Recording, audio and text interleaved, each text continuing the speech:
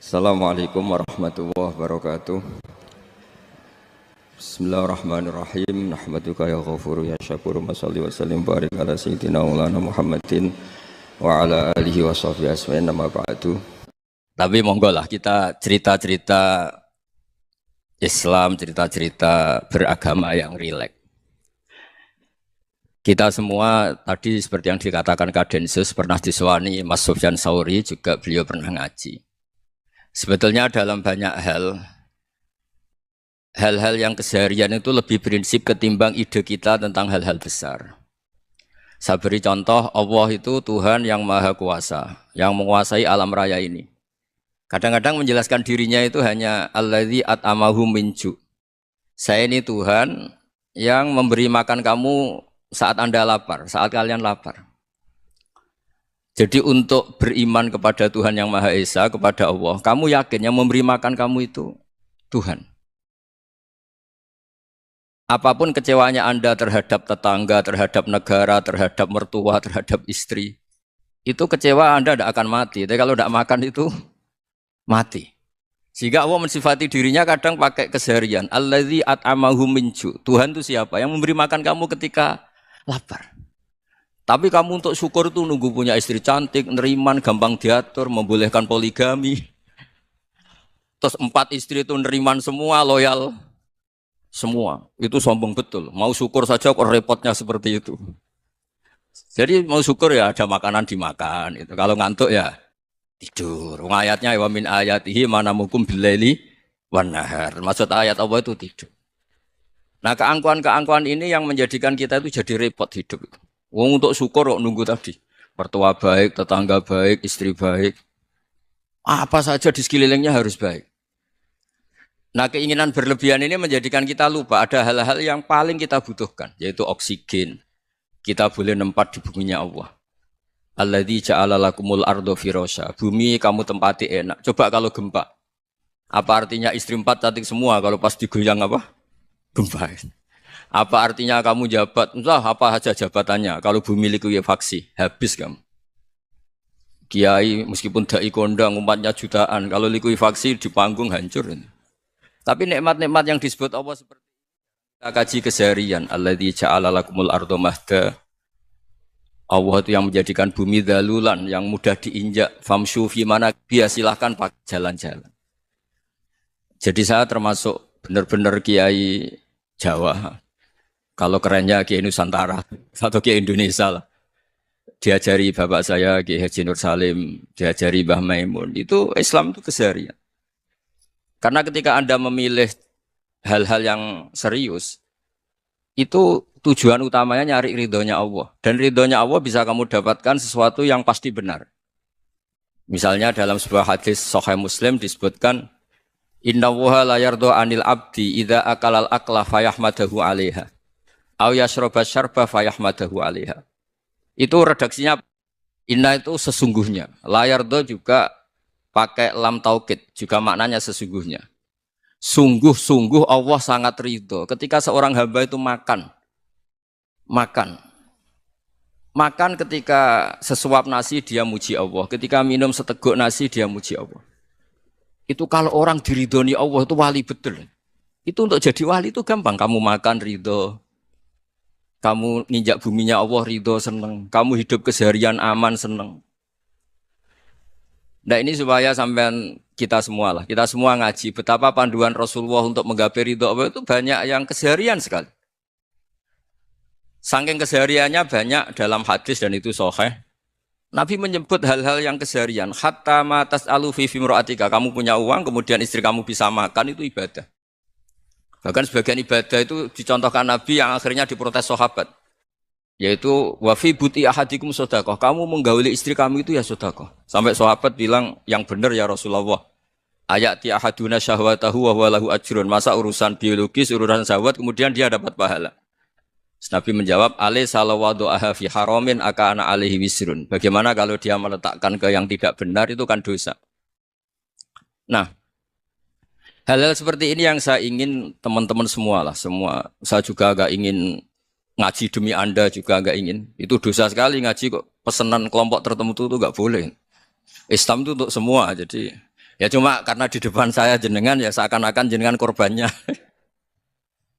Itu ada ilmunya dalam usul fikih itu. Jadi orang itu harus ngaji usul fikih. Nama yang disebut, mungkin Mas Sufyan masih ingat zaman ngaji usul fikih. Nama yang disebut itu tidak jaminan sebagai prioritas perintah. Jadi misalnya gini, kebetulan yang di depan Nabi itu Abu Dzar. Nabi ya bilang, ya Abu Dzarin ini uhibbuka misalnya, atau ya Mu'ad ini uhibbuka, atau ya Abu Hurairah ini uhibbuka misalnya. Banyaklah riwayat yang Nabi nyebut ya Abu Dzarin, ya Mu'ad, ya Abu Hurairah. Kemudian misalnya Nabi meneruskan khitab, ini uhibbuka, saya mencintai kamu, fakul dubur sholatin, atau sebagian riwayat disebut fala tada'anna dubura kulli sholatin, Allahumma inni ala dzikrika wa syukrika wa husni ibadatik. Saya mencintai kamu, siapa saja. Mu'ad bisa, Abu Dzar bisa siapa? Saya mencintai kamu, mohon kalau habis sholat kamu jangan lupa wiridan Allahumma a'inni ala dzikrika wa syukrika wa husni ibadatik. Ya Allah, tolong kami permudah supaya mudah ingat engkau. Anda tidak bisa mentang-mentang, wong nama saya Parmin, nama saya Purnomo, itu yang diperintahkan Mu'ad misalnya.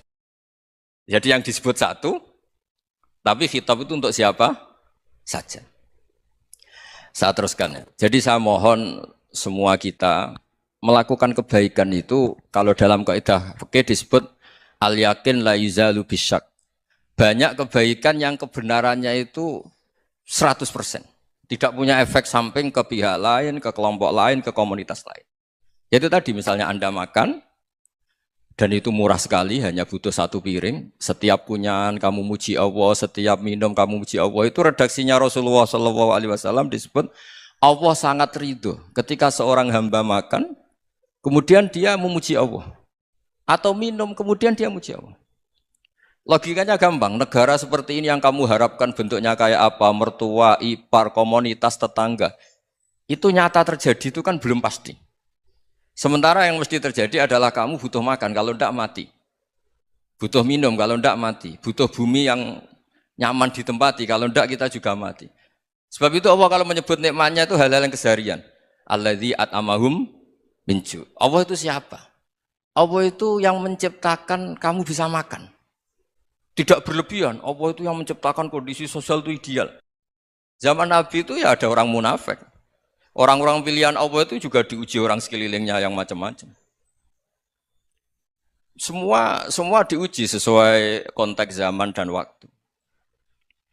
Nah, tapi ada ibadah-ibadah yang selalu disarankan Nabi. Sampai Nabi itu pernah ditanya, ayul Islam ya khairun ya Rasulullah, Islam terbaik itu gimana? Jawaban Nabi itu unik, it'amut to'am. Islam terbaik itu ya makan-makan, jangan santai-santai. Ketika Allah menyebut beberapa kebaikan, falak tahamal aqobah, wa ma adrokan apa? Mal aqobah. Terusannya apa? Fakku rokobah. Terusannya apa? Au it'amun fiyaumin di masubaya. Atau acara makan-makan itu juga Islam. Kenapa? Ya bayangkan kalau tidak ada makanan, kita mati kan? Kondisi sosial tidak ideal itu Anda masih gak apa-apa. Tapi kalau Anda tidak makan, Anda tidak minum, kamu punya istri cerewet masih bisa hidup, punya mertua cerewet masih bisa hidup. Tapi kalau tidak makan bisa mati. Berarti penting mana istri sama makan? Penting mana? Makan. Semoga istri Anda dengar, nanti kamu disuruh makan tapi pulang deh. Itu kalau dibahasakan makan masih memahami. Penting mana nasi satu piring dengan istri. Nggak ada nasi mati, nggak ada istri belum mati. Penting mana? Gak berani jawab kan? Nah, ternyata Anda ada garang kan di depan istri. Jadi saya mohonlah, mungkin Mas Sufyan Sauri tadi yang bisa bantulah. Teman-teman tuh ngaji yang keseharian saja.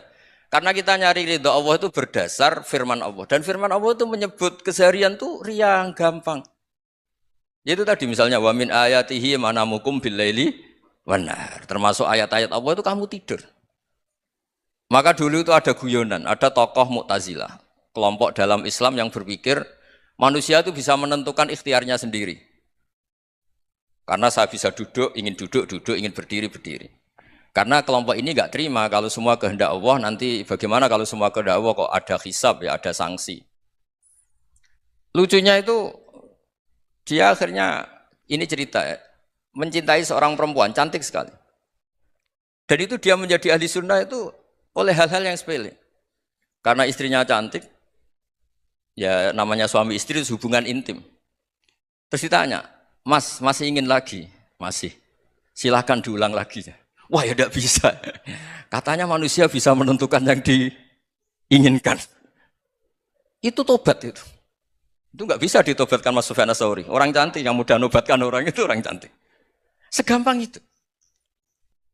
Akhirnya kita tahu. Makanya kalau dalam kitab Hikam itu disebut al-akil mayakul madza yaf'alu wa hubi wal ghafil mayakul madza af'al. Orang yang punya akal karena sadar ini wilayah Allah, semua milik Tuhan. Itu dia tiap hari berpikir, besok Allah akan melakukan apa terhadap dunia ini. Kamu merencanakan suatu mau plesir, ternyata gempa. Mau wisata ke Rusia, ternyata perang. Kamu tidak pernah tahu apa yang akan terjadi besok. Wa ma tadri nafsum madza taksibu ghadan. Tapi anda semua kita ini sering punya jadwal permanen. Makanya saya kalau diundang siapa saja, isane takdir. Yang jelas Gus ini acara penting. Ya masih acara penting nak pangeran ngersakno apa piye? Kok ape dadi pangeran? Kamu kok mau jadi Tuhan? Itu kadang ya kiai. Penting Gus acara ini jenengan harus memastikan bisa.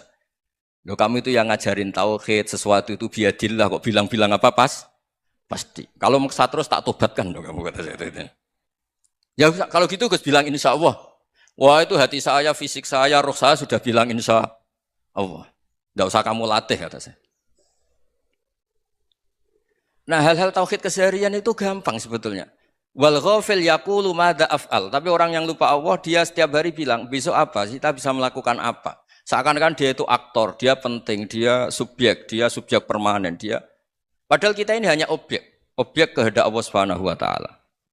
Karena kita yakin sesuatu yang terjadi di alam raya ini kita tidak bisa apa-apa. Makanya saya sering ngaji, sering bilang saya. Ketika Anda mensifati Allah, Dia yang menghidupkan. Sudah itu tanamkan sehingga ketika kita mati santai saja. Kenapa santai? Allah punya cara menghidupkan kita. Zaman kita hidup juga gak tahu caranya ngelola jantung, ngelola paru-paru. Kamu juga gak tahu ngelola oksigen yang tidak beracun, tidak ngandung polusi. Tahu-tahu hidup. Gak ingin tua ya tahu-tahu tua. Gak ingin mati tahu-tahu mati. Selama ini kita hidup juga gak tahu apa sebetulnya. Hanya gaya tok, punya jadwal, punya planning. Kalau kamu bisa menentukan pilihan Anda, pasti Anda istrinya cantik, 4 neriman semua, kona'ah semua. Nyatanya enggak kan? Ada 1 jelek, cerewet. Wah itu kan, nyatanya enggak bisa apa-apa Anda kan? Dan kamu bawa mati lagi. Itu kan, istri Anda juga gitu, punya keinginan, punya suami yang ganteng, yang jabat, yang neriman, yang enggak poligami. Ya enggak kesampaian juga. Kalau kita ngitung tingkat kegagalan kita itu gagal terus. Ya kan? Nah, terus ingat Allah, madza yaf'alu wa hubi. Orang yang punya akal selalu berpikir Allah itu menghendaki apa terhadap saya. Lalu sama-sama orang itu. Ngelihat orang yang serius, itu kata Anda itu pemikir berat, serius. Senang punya tokoh yang merengut karena kamu anggap serius. Tapi sebagian orang anggap orang yang serius itu wong merengut, wong masam, wong muka kok ditekuk. Jadi sama itu hati ya muqallibal qulub tsabbit qalbi ala dini, karena kita enggak tahu cara berpikir kita tentang orang lain, tentang sekeliling kita. Misalnya kita orang baik yang jenis ngrumat fakir miskin. Ada orang bangun masjid mewah itu janggal. Apa artinya masjid mewah kalau banyak orang kelaparan? Tapi kalau yang jenis pendidikan apa artinya masjid mewah kalau tidak bisa ngaji? Nanti yang jenis infrastruktur apa artinya ini kalau semuanya punya sudut pandang yang berbeda-beda. Dan Islam mengapresiasi semua kebaikan. Tapi katakan semua kebaikan itu adalah kehendak Allah Subhanahu wa taala. Karena apapun baik Anda itu pakai fasilitas yang diberikan oleh Allah Subhanahu wa taala. Sehingga ini yang disebut qulillah tsumadarhum fi khawdihim yal'abun. Ya kembali tadi ke tema-tema bahwa keseharian Anda ini sudah Islami. Saat Anda tidak bisa melakukan apa saja. Saya sering ada jenazah, biasanya kalau tetangga meninggal saya sering disuruh ngelepas. Saya bilang orang ini baik, karena sering ngelamun di rumah, sering nganggur di rumah. Ditanya sama anaknya, kenapa Gus nganggur baik? Ya kalau dia nganggur artinya juga enggak berbuat sesuatu yang maksiat kan? Ya kan, orang nganggur di rumahnya ya enggak bunuh orang, enggak maling, enggak korupsi, ya namanya nganggur di rumah. Lah cuma istri cara pandang nganggur enggak menghasilkan uang gitu. Tapi juga enggak menghasilkan kriminal kan? Jadi sebenarnya Islam itu makanya kalau sampai ngaji usul fikih itu ada kitab usul fikih namanya Lubul Usul, itu terkenal sekali di pesantren itu. Itu kalau ngapresiasi keseharian itu luar biasa. Izma min mubahin illa wa yatahaqqaqu bihi tarku haramimma. Karena keseharian yang mubah saat Anda lakukan itu ada kehebatan yang luar biasa, yaitu meninggalkan haram. Makanya dulu banyak orang-orang alim ketemu temannya itu guyon sampai semalaman. Itu biasanya yang semangat Islam itu kiai kok tidak tahajud, kiai kok tidak witir. Orang yang sedang mapan uangnya banyak, malam itu tidak kelayaban itu sudah luar biasa. Melawan nafsu supaya tidak maksiat itu sudah luar biasa. Supaya lupa guyon sama temannya semalaman sampai subuh. Gejolok-gejolokan ngenang zaman miskin, zaman kuliah nggak jelas, zaman apa. Melihatnya jangan tarkut tahajud. Seperti ini meninggalkan tahajud, tapi meninggalkannya ini talkul muharramat. Jadi kayak apa hebatnya? Sehingga Imam Ghazali punya riwayat yang agak unik. Hatta takuna ibadatu akhiri hadil ummah iku an-naum. Sehingga suatu saat ibadah terbaik umat ini itu tidur. Itu kan riwayat kontroversi. Ketika Imam Ghazali ditanya, kenapa iya? Kenapa kamu mulai keluar dari rumah itu sudah banyak maksiat? Melihat perempuan yang enggak mahram, melihat fenomena. Tapi kalau kamu tidur itu enggak melihat apa-apa. Tapi juga kamu jangan menganggap tidur itu ibadah betul. Saatnya melakukan fardu ain malah masih tidur. Tapi itu sudut pandang yang menjadikan kita Islam itu gampang. Jadi saat Anda tidak bisa aktivitas apa-apa, misalnya ada beberapa orang yang lumpuh. Lumpuh itu memang nggak bisa Jumatan, nggak bisa ibadah, tapi dia juga nggak bisa maksiat. Tidur itu memang Anda saat itu tidak bisa tahajud, tidak bisa witir, tapi saat itu ada zina, ada maling, tidak gosipkan orang, tidak bully orang, tidak menanamkan kebencian, tidak hasud. Sehingga tidur menurut Allah Ta'ala wa min ayatihi manamukum billaili apa? Wanahar. Karena di tidur itu selain ada unsur istirahat, jaga kestamina, juga ada unsur meninggalkan beberapa keburukan. Nah saya mohon ibadah yang keseharian ini kita jaga. Supaya kita semua baca ayat itu fasih. Fasih itu tertanam di hati. Allah itu siapa? Alladzi at'amahum min ju'i wa amanahum min khauf. Dan Allah kalau cerita di Quran itu anna sababnal ma'a sabba tsumma syaqqaqnal ardha wa syaqqa fa ambatna fiha habba wa inaba wa qadba wa zaituna wa nakhla wa hada'iqa hulba. Kamu tahu saya ini siapa kata Allah? Saya ini adalah Tuhan yang menurunkan air, kemudian ada tanaman banyak. Habba wa inaba wa qadba, ada zaitun, ada tin, kalau orang Jawa mungkin ada tela, ada padi, ada mangga, ada pisang.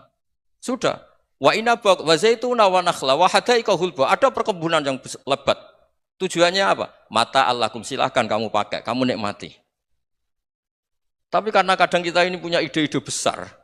Tadi untuk syukur saja nunggu punya istri riman, rumah baik, tetangga baik, komunitas baik, semuanya baik baru syukur. Lama-lama nanti ada di surga, syukurnya nunggu surga paling kelas A. Itu sudah ada yang menghuni Rasulullah, kamu nggak boleh di situ. Masa untuk syukur saja? Repotnya Masya Allah. Jadi mohonlah Quran yang kalau Anda hafalkan juz amma itu kan ada ayat-ayat yang kayak tadi. Ya, fal yang dzuril insanu ila ta'ami. Coba lihat apa yang kamu makan ya. Dari mana? Dan untuk mempertahankan hidup kamu keseharian. Jadi jangan kira ibadah itu harus membentuk komunitas yang versi Anda. Ibadah itu harus hal yang mulu-mulu. Kesehariannya Anda alami. Loh ini saya tidak bikin-bikin. Saya ngaji bukan karena berdasar pesanan. Itu ayat yang saya baca kan betul ada ayatnya kan. Fal yang dzuril insanu ila ta'ami. Anna sababnal ma'a sabba tsumma syaqqaqnal arda syaqqa fa ambasna fiha habba wa inaba wa qadba wa zaituna wa nakhla wa hada'iqa ghulba. Terusannya apa? Mata'al lakum, silakan kamu nikmati. Mata itu silakan kamu nikmati. Ya kayak sampean dikasih hidangan ya makan. Ya sudah makan. Habis makan ya minum. Habis itu ngantuk ya tidur. Ya sudah normal-normal saja. Kayak apa indahnya Islam? Tapi Anda mencari Islam yang gimana lagi? Nah itu yang diajarkan guru-guru kita, diajarkan sanad kita sampai Wali Songo, sampai Rasulullah SAW.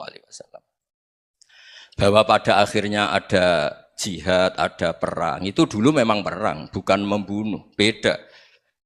Dulu kita dijajah Belanda ya perang, dan itu normal karena kita dijajah.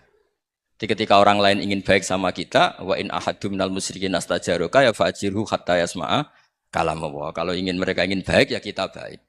Makanya ada istilah musta'man, mu'ahad. Kalau mereka ingin damai, berdampingan dengan kemajmukan ya itu yang lebih baik. Karena memang Islam menghormati proses perdamaian.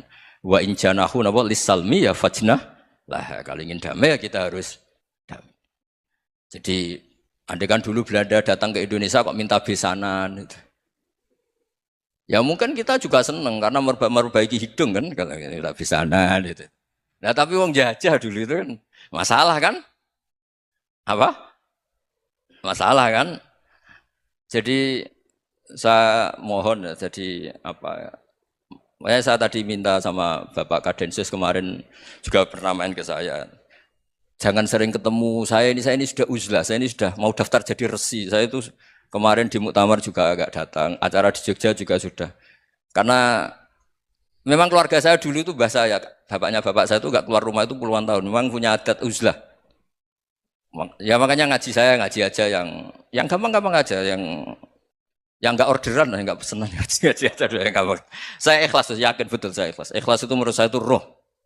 Orang enggak ikhlas menurut saya itu orang aneh. Ikhlas itu gampang, sudah saya bilang. Kalau kamu yakin ilmu itu milik Allah, ngasihkan juga ikhlas itu milik Allah.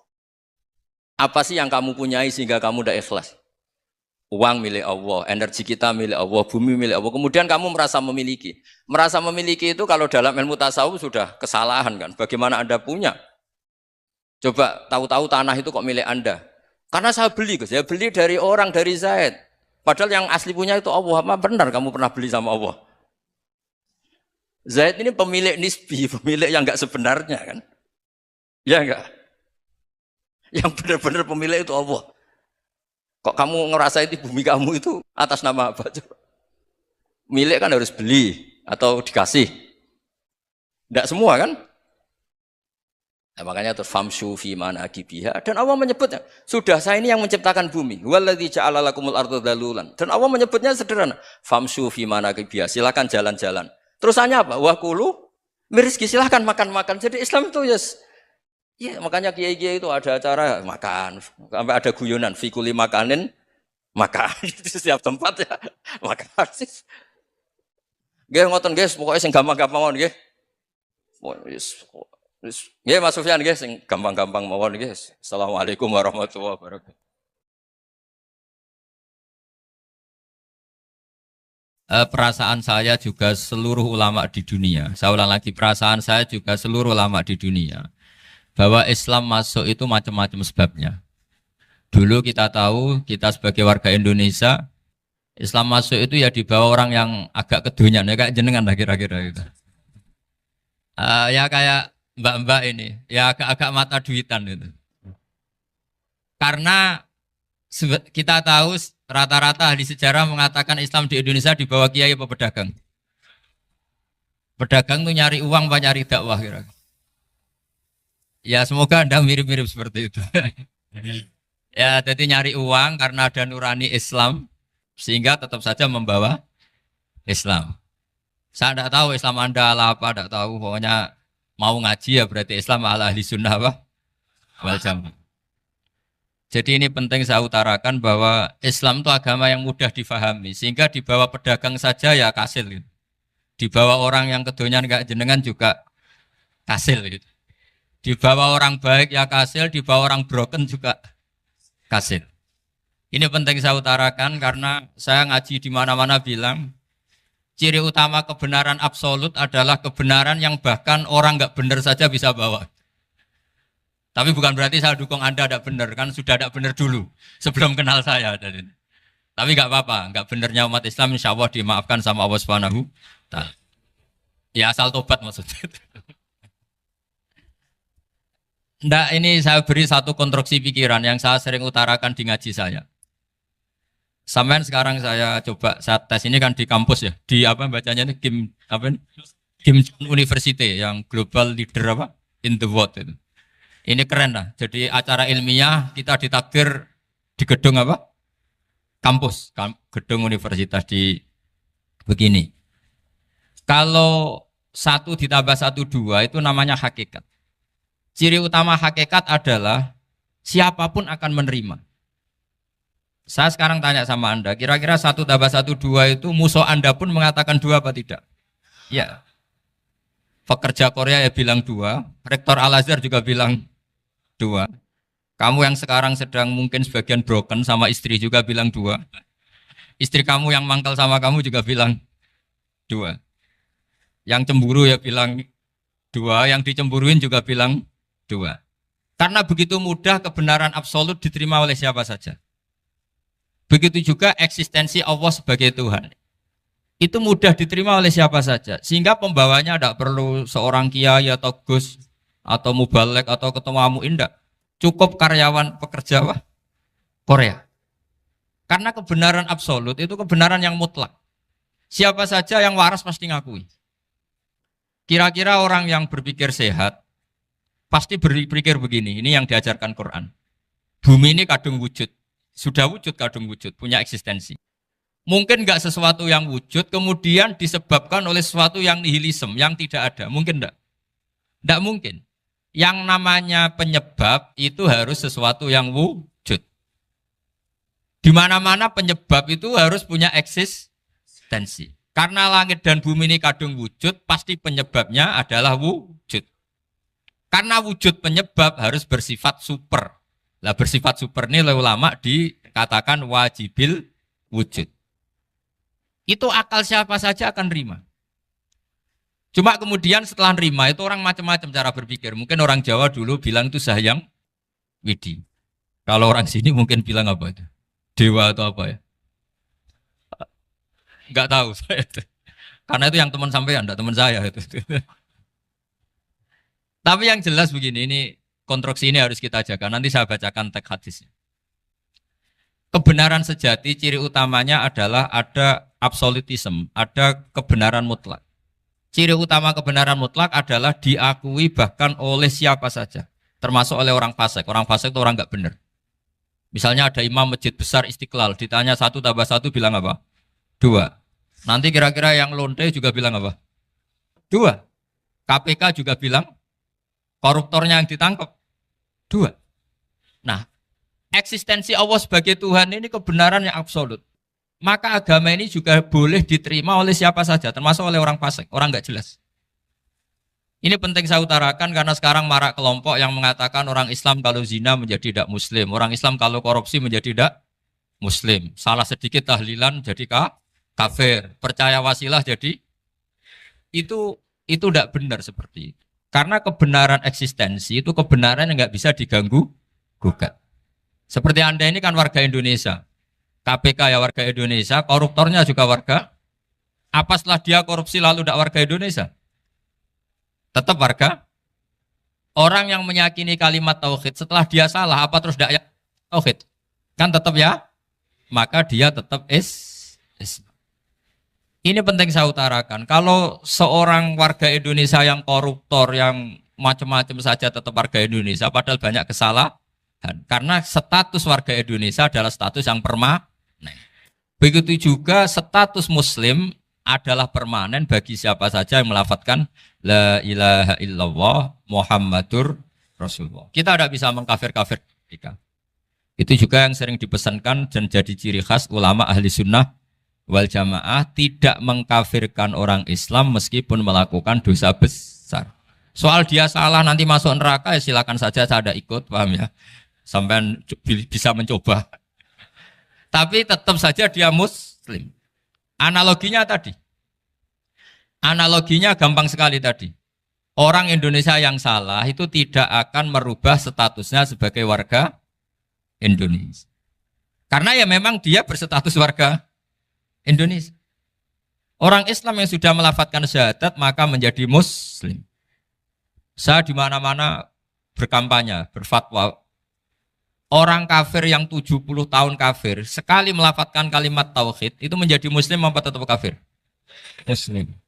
Masa kita yang Islam terus, yang kalimat tahlil la ilaha illallah, kemudian menjadi kafir karena kalimat itu?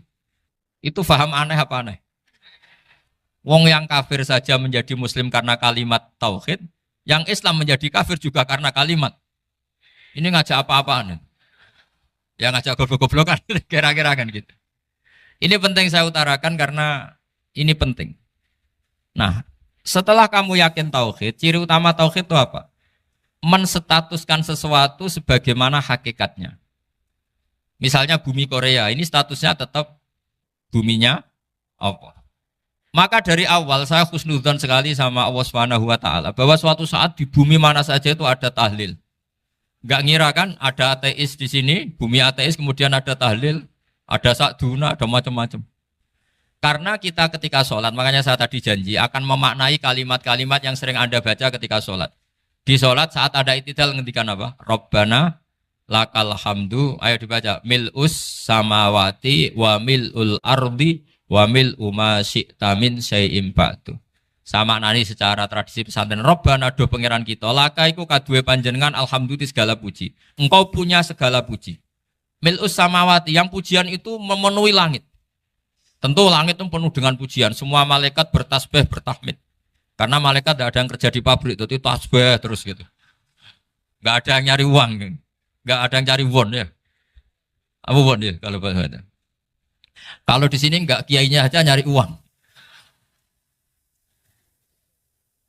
Terusannya apa? Wamil ul ardi, dan pujian itu memenuhi bumi.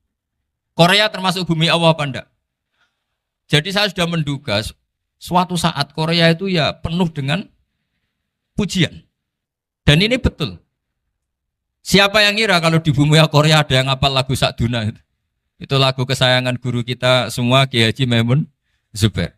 Gak ada yang ngira. Siapa yang ngira kalau di sini ada ngaji seperti ini? Di Rusia juga sama. Uni Soviet itu negara ateis.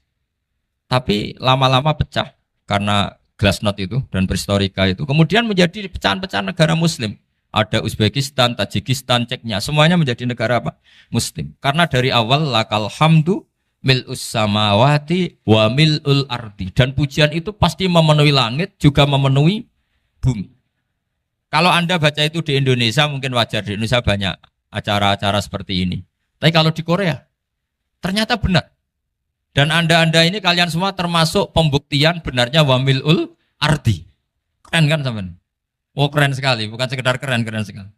Makanya saya jarang diundang pengajian mau, tapi diundang di Korea mau. Tapi saya ada niat datang undangan, memang saya ingin datang.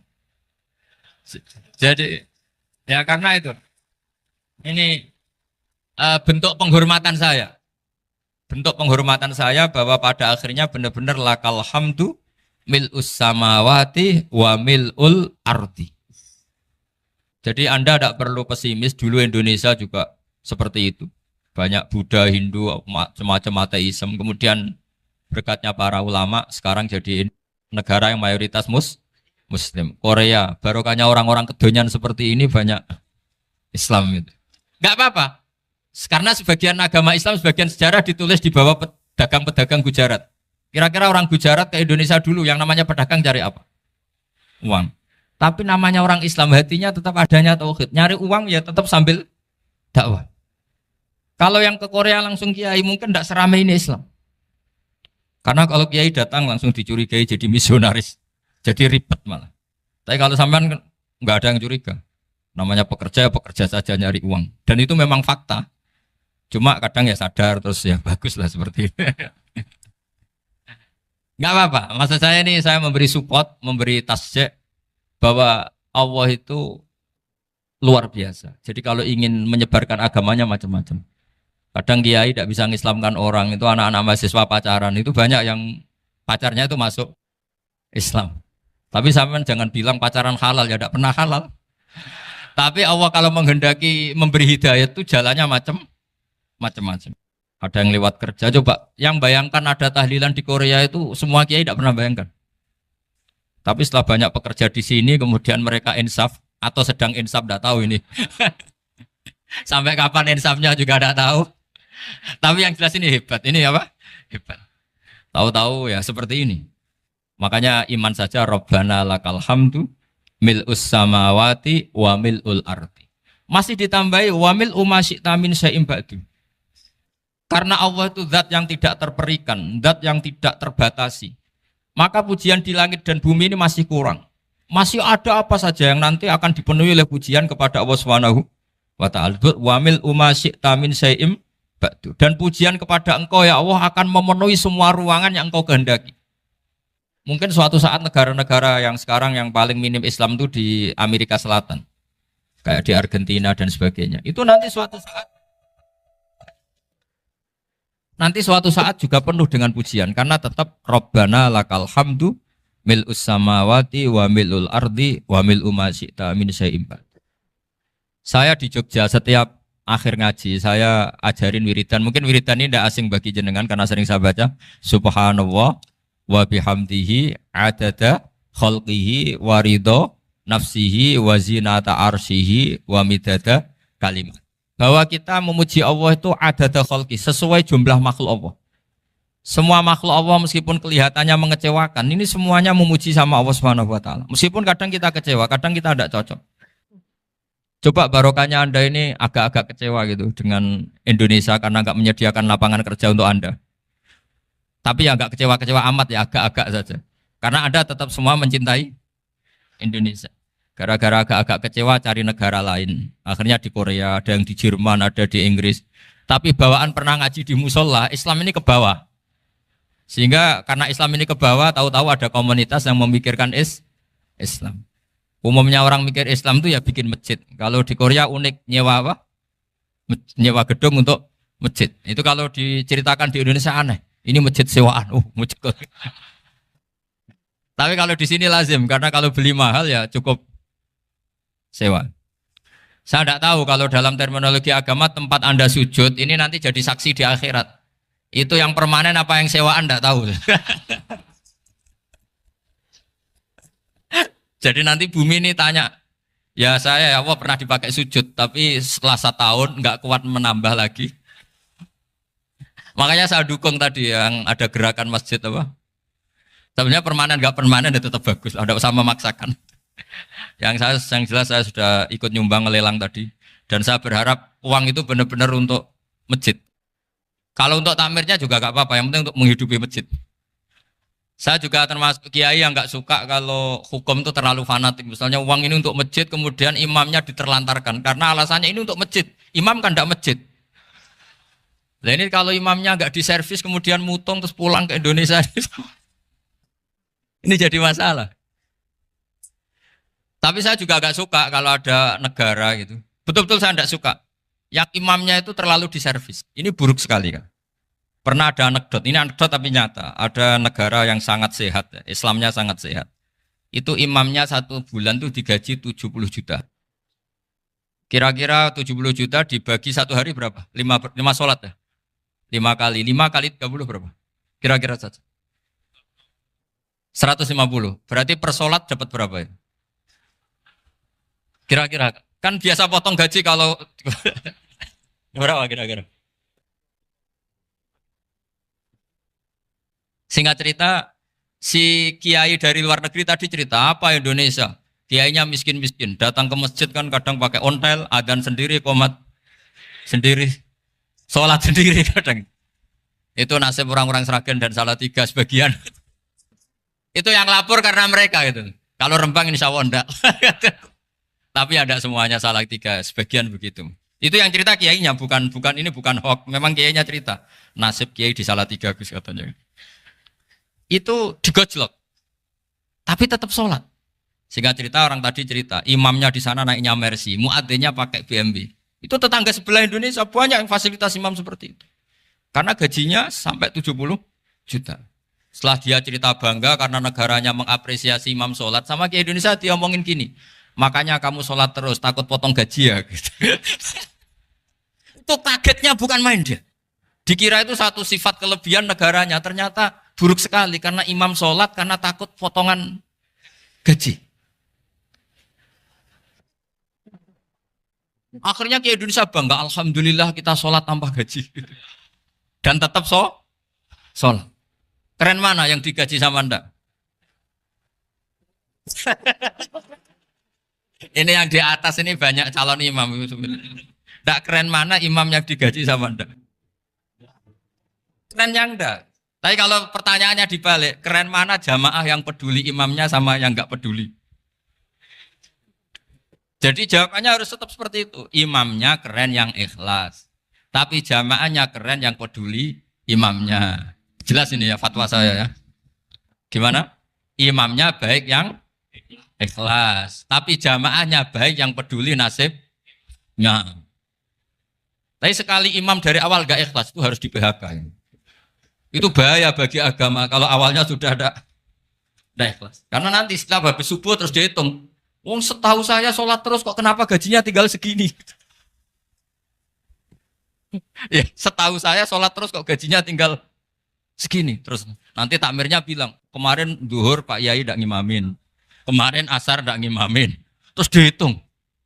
Bisa enggak agama akan berjalan seperti itu? Enggak. Ya makanya pertanyaannya tadi, suka atau punya imam ikhlas? Suka. Tapi imamnya juga suka kalau jamaahnya peduli. Ini penting. Jadi saya mensupport Anda, mensupport kalian semua bahwa agama ini akan diurus oleh Allah Subhanahu wa taala. Makanya Sayyidina Umar radhiyallahu anhu kalau disuruh mikir agama itu tidak mau. Tidak mau betul.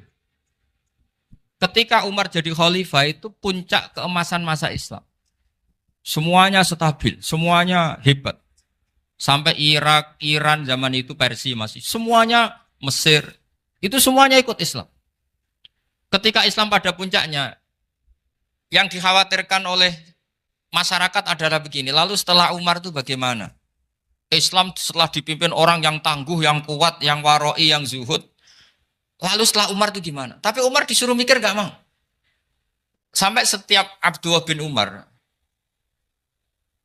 jalan-jalan di kampung-kampung itu abahnya dianggap pecundang. Tahu sampean pecundang? Orang yang gak tanggung jawab. Karena orang-orang bilang gini, ya Abdullah bin Umar, bagaimana pendapat Anda kalau ada penggembala kambing di tengah hutan atau di tengah padang rumput, kemudian dia ninggal gelanggang kambingnya. Kamu anggap penggembala ini gimana? Oh itu penggembala yang dolim itu. Pasti kalau kambing tinggal ya kacau. Apalagi ini umatur Rasulullah Shallallahu Alaihi Wasallam. Ini abah kamu tidak pernah wasiat, tidak pernah ngatur suksesi. Lalu Islam setelah dia bagaimana? Suruh dia ngomong penggantinya siapa? Karena beliau sudah sepuh harus ada suksesi. Akhirnya Abdullah bin Umar lapor ke Umar. Ini gimana abah orang mengkomplain begini. Apa kata Umar? Agama itu beda dengan kambing katanya. Agama itu milik Allah Subhanahu. Mbok saya pikir, tidak saya pikir tetap jalan. Nah ini terbukti. Jangan ulama ya ndak, mufti ya ndak, tapi bisa menjalankan agama. Kalau agama sampean pikir malah rusak. Sudah pokoknya lakukan saja, tidak usah dipikir. Akhirnya betul. Karena agama ini milik Allah. Soal kita serius memikirkannya itu karena khidmah. Karena kita ingin berbakti pada agama. Tapi Anda tidak boleh berpikir kalau agama ini butuh pemikiran Anda. Beda loh ya. Kita khidmah agama serius karena kita ingin mengkhidmai agama. Tapi agama ini tidak pernah butuh kita. Karena agama ini akan diurus oleh Allah Subhanahu. Coba pas sampean kecil, orang jilbaban di Indonesia itu banyak apa banyak sekarang? Banyak sekarang. Kiainya mutu orang dulu apa mutu orang sekarang? Tapi perkembangan Islam itu ramai sekarang apa ramai dulu? Ramai sekarang. Islam menyebar di seluruh dunia itu zaman Wali Songo, zaman sampean keren mana? Keren sekarang. Kualitas solehnya sampean sama Wali Songo? Wali Songo. Ini betul. Karena agama ini diurus oleh Allah Subhanahu wa taala. Maka kata Sayyidina Umar, agama ini innallaha ta'ala yahfadzu dinah. Innallaha ta'ala la yudhi'u khilafatahu waladina. Allah itu tidak akan menyia-nyiakan agamanya. Ini terbukti. Agama ini pernah dipimpin orang terbaik di dunia, yaitu Rasulullah Shallallahu Alaihi Wasallam. Ketika beliau intakola ila rofiqil ala, ketika beliau pindah ke alam sana, diteruskan oleh sahabat yang tentu jauh di bawah Rasulullah. Diteruskan tabiin, diteruskan para wali songo, diteruskan sayang sampean yang jauh di bawah wali songo. Sejauh-jauhnya. Tapi agama jalan sampai Korea. Agama jalan sampai apa? Dulu Wali Songo itu hanya sampai Mojokerto, sampai Tulungagung. Di bawah sampean, Kelayaban sampai mana ini? Korea. Coba kalau Allah tidak ngurus, nggak bisa. Yang gerakkan hatinya sampean peduli sama masjid siapa? Allah Subhanahu wa taala. Yang menggerakkan hati sampean peduli sama agama siapa? Tapi yang menggerakkan sampean ke Korea apa? Uang kan?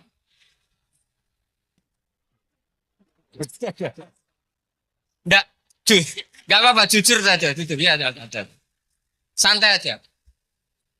Ini bagian dari keramatnya jenengan. Niatnya agak bener tapi dibenerin Allah di sini. Dari awal niatnya kan uang, uang, uang gitu. Tapi setelah di Korea dibenerin Allah.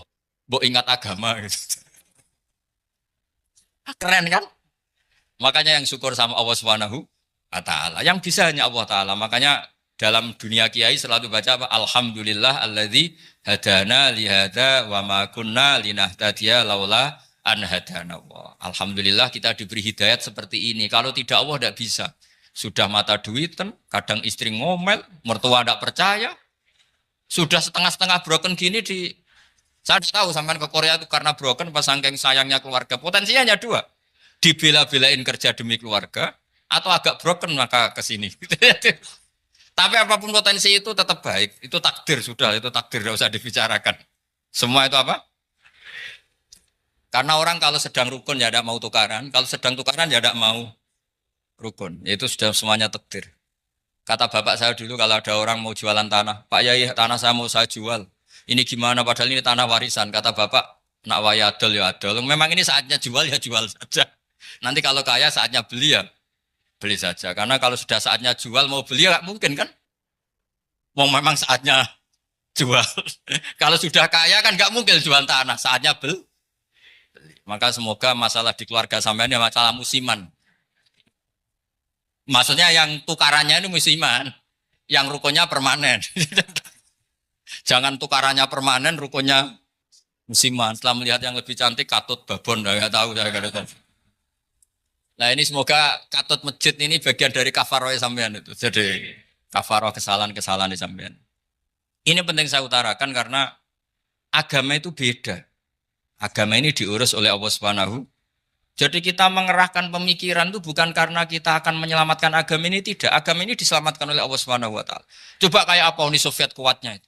Mengkooptasi supaya orang semuanya ateis, semuanya komunis. Itu 100 tahun Uni Soviet begitu. Tapi orang-orang Uzbek, Ceknya, Tajikistan tetap mengajari anak-anaknya tauhid. Itu ada yang cerita itu sampai mengajarkan tauhid itu di bawah tanah, di basement. Tapi Allah menghendaki Rusia itu Uni Soviet jatuh. Ketika jatuh, negara-negara ini langsung menjadi negara Islam, yaitu Uzbek, Tajikistan, Ceknya. Mungkin nggak mereka langsung menjadi negara Islam, andai kan saat menjadi Uni Soviet benar-benar menjadi ateis. Nggak mungkin kan? Karena saat dikooptasi Uni Soviet, akidah mereka tetap tauhid. Cuma nggak berani muncul. Artinya apa? Uni Soviet nggak bisa menghabisi Islam. Kurang kerennya Uni Soviet zaman itu. Bisa nggak menghabisi Islam? Nggak bisa. Donald Trump dulu termasuk Islamfobia. Tapi setelah dia anti-Islam, malah orang Amerika demo supaya memperhatikan Islam. Nggak bisa. Makanya Korea pun nggak bisa menghabisi Islam. Kalau sampean menghabisi Islam sendiri bisa. Karena terus nggak mau sholat, nggak mau zakat, itu sampai. Tapi sampean toh yang Islamnya habis, Islam tetap baik-baik saja. Makanya ini penting saya utarakan, supaya kamu pede. Bahwa agama ini pernah dibawa orang yang pedagang. Ya soal ada sebagian pendakwah yang ikhlas ya banyak, tapi sejarah yang gampang kita lihat adalah Islam itu dibawa oleh apa? Pedagang Gujarat, pedagang India. Nggak apa-apa, sejarah itu meskipun sebagian menentang nggak apa-apa, tapi sejarah itu tetap ada. Pasti sebagiannya memang seperti itu, dan itu tidak masalah. Saya ulang lagi, itu tidak masalah. Coba dulu pemain bola kalau di Inggris itu kalau mau sholat susahnya bukan main. Apalagi kalau mau puasa. Kalau di sini kerja puasa katanya mati lu kalau apa? Puasa. Kalau mau sholat katanya dicari mana ini berhalanya kok. Kata orang-orang ateis kan gitu, dicarikan patungnya. Kali ini sholat kok gak ada patungnya, ini gimana ini. Ya ngalamin gitu. Tapi Allah Maha Kuasa. Banyak investor mana itu Dubai atau Qatar yang tertarik investasi di dunia bola. Kayak Sulaiman Al-Fahim makanya beli Manchester City. Itu sekarang pelatihnya negara orang sholat gak berani. Bahkan di tengah stadion dibangunkan masjid. Kalau sampean daftar jadi muadzin bisa. Apa nyanyi Sakduna di sana juga bisa. Dulu Aljazair bencinya bukan main. Apa Perancis sama orang Islam itu bencinya bukan main. Barokahnya Zidane pemain bola. Dan juara dunia. Terus Zidane turunan Aljazair. Akhirnya orang Perancis itu mencintai Islam. Itu barokahnya sepak bola. Allah punya sekian cara untuk mengenalkan Islam. Di Prancis dikenalkan lewat pemain sepak bola. Nah di Korea ini yang agak unik dikenalkan lewat pecinta wong. Saya jamin ini tidak apa-apa, sudah tidak apa-apa, sudah aman, pokoknya aman. Jamin aman. Pokoknya alhamdulillahilladzi hadana lihada wa ma kunna linahtadiya laula an hadana. Karena agama ini dibawa oleh Allah Subhanahu wa taala, yang menjaga juga Allah Subhanahu wa taala. Sama tidak usah khawatir. Kalau ada kelompok tertentu yang mengkhawatirkan Islam, sekarang Islam bahaya gini-gini, itu kurang roja, itu kurang optimis itu. Harapannya sama Allah tipis, harus ngaji lagi. Agama ini limangka nayarjuwa hawal yaumal akhir. Agama ini bagi yang terus-menerus berpengharapan kepada Allah Subhanahu wa taala. Agama ini limangka nayarjuwa, coba bahasa Arabnya roja yarju rojaan. Maknanya harapan. Jadi agama ini bagi yang selalu berpengharapan, bukan yang pesimis, bukan yang hati kecil, apalagi yang tukang putus asa. Coba agama ini begitu luar biasa dibawa orang yang macam-macam. Tadi di Perancis dibawa oleh pemain apa? Bola. Ada masjid di Inggris itu ya dibawa mahasiswa-mahasiswa itu yang dulu sebagian yang nggak pernah ngaji, setelah di Inggris bikin komunitas pengajian. Di Korea dibawa di pecinta apa? Tapi lama-lama cinta Tuhan. Karena ya memang sebenarnya sudah cinta Tuhan. Cuma ya cara cinta ini nunggu punya uang Ya sudah, alhamdulillah seperti ini sudah luar biasa sudah. Insya Allah diterima oleh Allah Subhanahu wa taala. Saya selalu berharap semoga ini tetap satu bukti bahwa Allah itu harus kita sembah di mana-mana.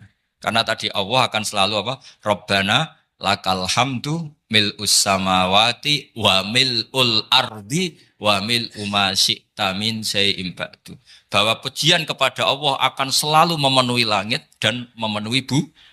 Bumi Korea termasuk buminya Allah. Makanya pegangan yang saya minta sama pengurus untuk di-share adalah Dawai Rasulullah Shallallahu Alaihi Wasallam. Mungkin nanti panitia harus mengeser itu. Ini Musnad Ahmad, riwayat dari Imam Ahmad.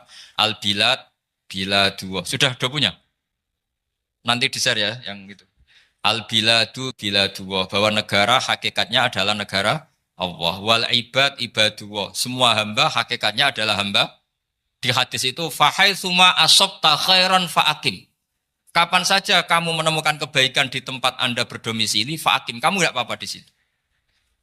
Kamu di sini dapat uang, dapat masjid, dapat sewa masjid. Enggak tahu sewa apa permanen, pokoknya itu bagus gitu. Buminya dirayu. Bumi meskipun ini enggak permanen, tapi tetap jadi saksi loh ya. Harus ada kompromi ini. Karena kalau dengar orang Indonesia jadi aneh, masjid kok nyewoi. Tapi aneh di Indonesia, ada aneh di sini. Sampean tenang saja. Tentu malaikat pencatat di sini juga sudah tahu kalau sebagian masjid itu sewaan. Jadi ya ada iskal-iskal amat lah sudah. Enggak janggal-janggal amat karena kondisional Jadi saya nanti minta panitia supaya mengeser tadi hadis riwayat siapa? Imam Ahmad bin Hambal yang diriwayatkan oleh salah satu minal asroh al-mubasyarina bil jannah yaitu Zubair bin Awam. Nabi ngendikan al-biladu biladullah, negara mana saja adalah negara Allah. Wal ibad ibadullah, semua hamba adalah hambanya Allah. Fahaitsuma asabta khairan, di mana saja kamu mendapatkan kebaikan, fa'akim, kamu tidak apa-apa berdomisili di situ. Ya saya mohon ini penting sekali, pokoknya saya mohon kalimat tauhid ini dijaga.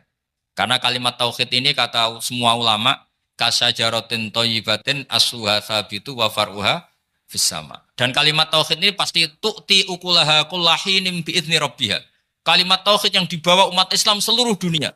Meskipun dia orang fasik, orang enggak benar, tetap tu'ti ukulaha kullahinim bi'izni rabbiha. Kalimat ini akan membawa berkah bagi orang yang dihinggapi atau didomisili umat Islam. Coba sebagian nanti orang Korea menjadi muslim itu karena di sini ada komunitas pekerja muslim kemudian menyisakan atharul Islam. Jejak-jejak Islam. Enggak apa-apa. Pasti kalimat ini tu'ti ukulaha kullahinim bi'izni rabbiha. Jadi kalimat tauhid adalah kalimat yang kata Allah tu'ti ukulaha kullahinim bi'izni rabbiha. Anda tidak usah khawatir. Bahwa apa yang Anda lakukan apapun kecilnya akan ditulis oleh Allah Subhanahu wa taala. Kata Allah wa naktubu ma qaddamu wa atharahum. Di mana di surat Yasin itu? Inna nahnu nuhyil mauta wa naktubu ma qaddamu wa atharahum. Saya bisa menghidupkan orang mati dan semua amal kalian saya tulis, kata Allah. Wa atharohum, dan jejak-jejak yang pernah kalian lakukan juga ditulis. Tak terangno kowe nek ora paham kok nek mlebu swarga dadi paham. Dadi iki pilihane ku loro. Dadi nek kowe saiki ra paham kok ning swarga paham. Nek saiki paham kesuk ben bun neraka dadi ra paham. Dadi mun ra usah direncana mlebu napa? Neraka wae mlebu dhewe ra usah direncanakno mun. Dados ngeten nggih, dados ahli swarga ya kurang penggawean, pancen salat wis ra wajib, ora ono pilpres, gak ono apa dadi kurang penggawean. Ahli swarga niku saking kurang penggaweane iku jagungan. Dadi misalnya kula Mustofa Ruhin jagungan, piye enak ning swarga? Ya enak. Zaman ning donya piye? Terus cerita, saya itu punya teman ateis. Saya punya teman komunis yang ketika pertemanan dengan kita sering menghina kita karena kita ini percaya adanya hari kebangkitan. Teman saya itu sering melecehkan idza mitna wa kunna turaba wa idzaman aina lamadinun. Masa kita sudah jadi debu, jadi tulang belulang, kemudian kita akan dibalas amal-amal kita. Jadi singkat cerita, ini nunjukno nak wong soleh oleh kancanan wong dolim. Ya ini catatan ya, bahwa orang soleh itu zaman ning dunya oleh kancanan wong napa? Dolim. Buktinya yang soleh ini masuk surga. Kemudian kenangannya punya teman ateis. Zaman di dunia punya teman apa? Ateis. Entah temannya itu teman kerja atau teman kantor. Tentu tidak teman dalam akidah. Mungkin akidahnya tetap kita Islam, mereka ateis. Tapi teman, entah faktor kantor, entah faktor profesi, entah faktor kerabat. Tapi yang jelas si orang penduduk surga ini punya kenangan, kami dulu punya teman ateis. Ini kanali korin. Yang teman saya yang anti Tuhan itu mengatakan, melecehkan saya, aidza mitna wa kunna turaba wa idzaman aina lamadinun. Masa kita sudah jadi debu, jadi balung, tulang belulang, kemudian kita dihisab. Atau kita nanti ada hari balasan. Nah terus ketika jagungan ini, tadi saya bilang ahli swarga kurang penggawean. Lah piye delok piye? Jare kanca-kancane, moh aku ora melok di kanca. Jadi fayakuluna lah. Jadi ketika Ruhin muni ape delok jare Mustofa, jare Kifat, moh aku gak kancaku, delok dhewe jare. Lah si Ruhin kan wong kurang penggawean, mulai ning donya sampe ning swarga. Terus delok. Terus fattala'a fara'ahu fi sawail jahim. Bareng dekne delok roh kancane kejet-kejet ning neraka. Seneng dekne. Dadi wong nak hasud tu nanti ning swarga aja hasud. Seneng terus muni ngene, tawahi ing kita laturdin. Dulu kamu hampir saja menyesatkan saya. Artinya zaman dia ateis sempat ngerayu supaya Ruhin dadi napa? Ateis. Gue Islam ya tetep kere, melok ateis ae. Wes kere, zina rawani, maling rawani gak enak. Soalnya sering dirayu-rayu gitu. Makanya bilang apa? Tawahi ing kita laturdin, kamu zaman di dunia hampir saja menyesatkan saya. Walau la ni'matu rabbi lakuntu minal muhdharin. Kalau saja saya tidak diberi nikmat Allah, aku kelakuanku ya koyo kowe, akhirnya masuk neraka koyo kowe. Nah, terus ada soalu talazudin. Dia tanya tapi saking senenge. Afama nahnu banyitin. Coba lihat saya sekarang. Apa saya sekarang mati? Tidak kan, saya tidak mati kan. Cuma mati pertama saja, mati zaman di dunia. Sekarang saya hidup lagi. Artinya kamu yang dulu memungkiri ada kehidupan, dulu aku saiki tidak mati. Ternyata saya sekarang hidup dan dapat nikmatku yang neraka. Jadi ku nunjukno sunah manusa iku ora puas nak ora ngalahno musuhe. Nganti ning swarga iku ora lega nah. Jadi manusa iku hasudnya itu terlembagakan sampai akhirat. Jadi wong-wong sing tahu dimaki-maki kubu sebelah, iku nak kubu sebelah mlebu neraka, iku kowe ning swarga gak marem nak gak delok. Dadi hasud iku ya seru no. Dadi nak kula pun mboten, makome mboten wonten, kula mboten. Niku makome Ruhin barang dadi lori lho kan dinyak melarat, gendut, kriting mangkel. Kudu menangi sing ngenyak mlebu neraka. Aja sampe sing ngenyak kita mlebu swarga kene mlebu neraka. Wah. Gak puas ya, no? Makanya gambarannya Quran itu manusia tetap manusia. Ketika orang kafir dengan segala kenikmatannya, misalnya mungkin Amerika, mungkin negara-negara yang sekarang kumo luhur dengan teori kapitalisnya, mungkin ngenyak Ethiopia, ngenyak Syria, ngenyak. Tapi apapun salahnya Syria, Ethiopia tetap iman, tetap swasta masuk surga. Meskipun ngurmat negara tidak pedes. Tapi yang ngurmat negara benar, tapi ngurmat iman tidak benar, bisa saja nanti masuk neraka. Itu makanya kita problem di dunia kan gitu. Makanya saya mohon, nah, umat Islam itu tidak perlu menjawab kritikan itu. Dari awal kita nanti enaknya itu di surga. Kali di dunia kita pasti salah. Ngelola negara raiso, banyak negara Islam sing carut, napa? Marut. Ngurus bojo raiso, banyak santri sing pegatan. ngurus anak yo ora iso, anak yo debu weling kok bapak. Kita ini kan ngurus yayasan yo ora iso. Kan semua yang berbau Islam mesti carut marut. Karena ya apa ya, dari awal kita ini mah enggak serius ngurus dunia. Kok serius piye nyimpen duit wedi dosa ana hisab. Ape riba rentenir wedi dosa. Mau ape ngatur dunia nemen-nemen wedi dosa. Allahu al-mudabbir sing ngatur kok melo ngatur barang. Wah, akhirnya karena wedi dosa terus goblok. Sebagian goblok klasik, sebagian keterusan. Nah, sing repot sing keterusan sampai asli lah iku terus kombinasi napa? Jadi wong Islam iku ora kober serius mengurus dunia. Kadang punya pemimpin fasik lah ben ngono pek-pekan dunia. Jadi ribet wong Islam.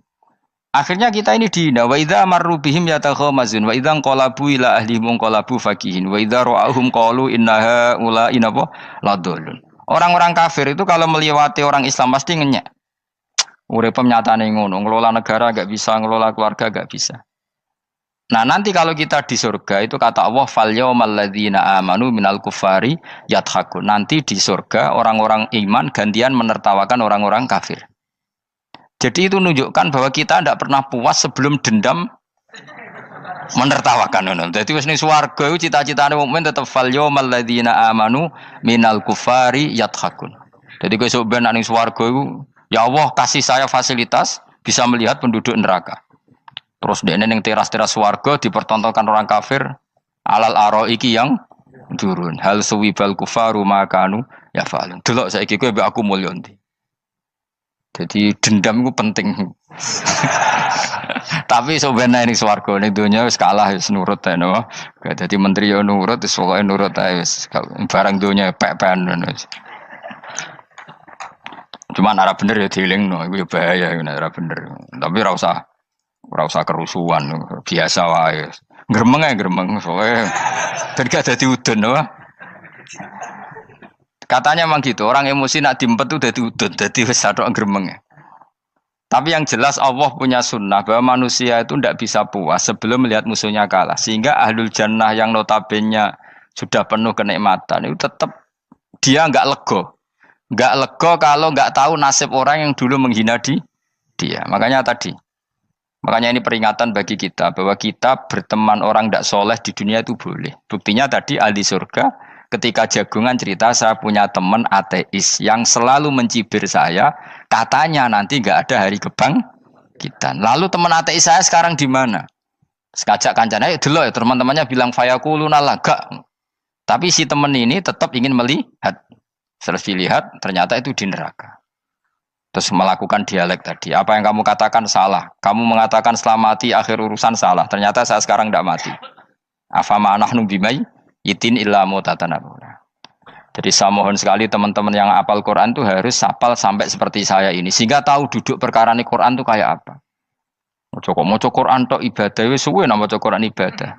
Tapi ndak paham wong khawarit sing tukang mateni wong ya hafal Quran. Iku gara-gara ra paham iku akhire kewaco. Nah kandhani ku angel.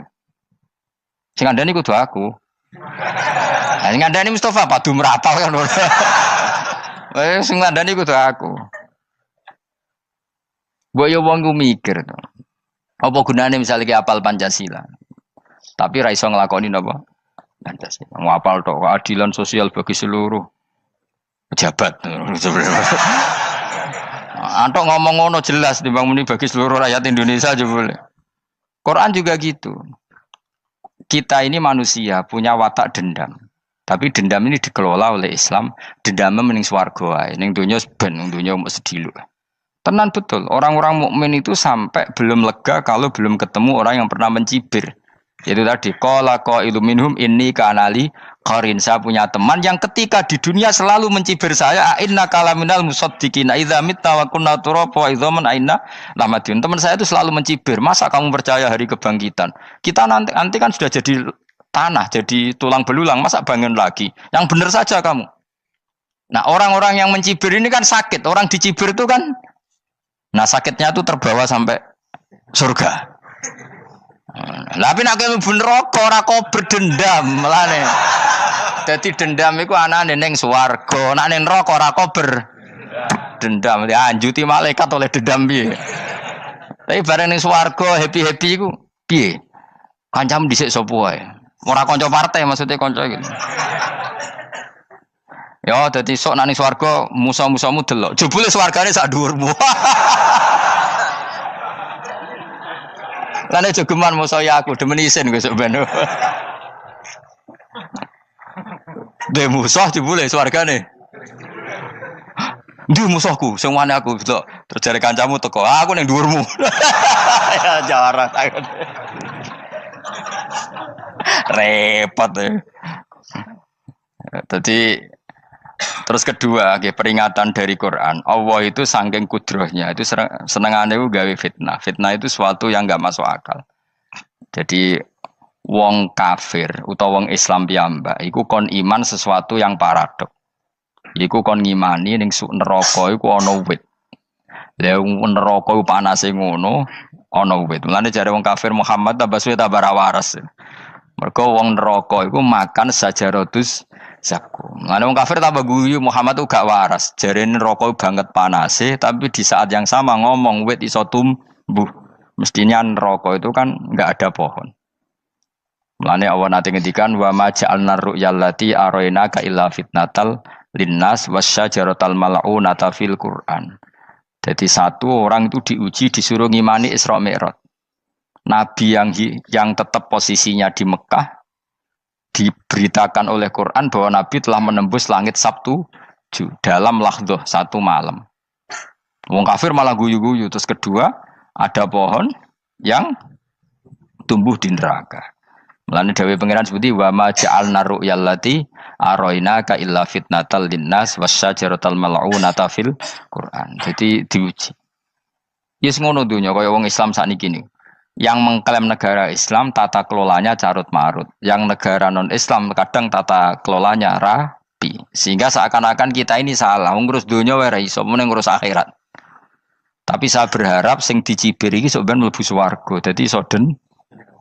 Tapi nek mlebu neraka iku ora kober dendam. Mulane kula mboten gadah rencana mlebu neraka mboten gadah. Kula niku nggih pendendam dadi mangkalku ben kesampaian sampeyan nak teng pundi?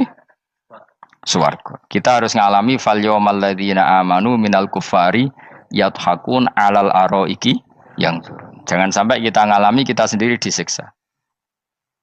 Kowe ngilu awakmu dhewe, milih dendam apa milih mlebu neraka? Milih dendam ya. Syaratnya mlebu apa? Swarga. Ya. Jadi pangeran itu memang sering damel sesuatu itu paradok. Tapi memang Allah sengaja. Mulane kula bolak-balik matur, ulama itu banyak, yang jaga akhlak ya banyak, yang jaga ilmu yang banyak. Kadang yang jaga ilmu itu yang akhirnya nyuwun sewu cangkem elek dan itu penting. Saya di mana-mana bilang, sesuatu itu kadang nggak bisa dijelaskan secara baik-baik. Syaratnya kudu cangkem elek. Cuma karena itu nggak mungkin kita nisbatkan pada Nabi, ben aku wae sing tanggung jawab. Kalau nak dinisbatkan Nabi kan elek, maksud Nabi kok gerakan cangkem elek. Ben aku wae. Nak pancen salah, aku sing tanggung jawab. Teke nyalahno aku neraka, yakin neraka. Siji yo ora level, napa siji ora level. Dhisik sahabat itu akhirnya yo nyuwun sewu cara ora sahabat yo cangkem elek. Mergo mangkel. Ada orang munafik saking ora ngajari ngene. Kenapa saya bikin gerakan cangkem elek? Kok janut lho.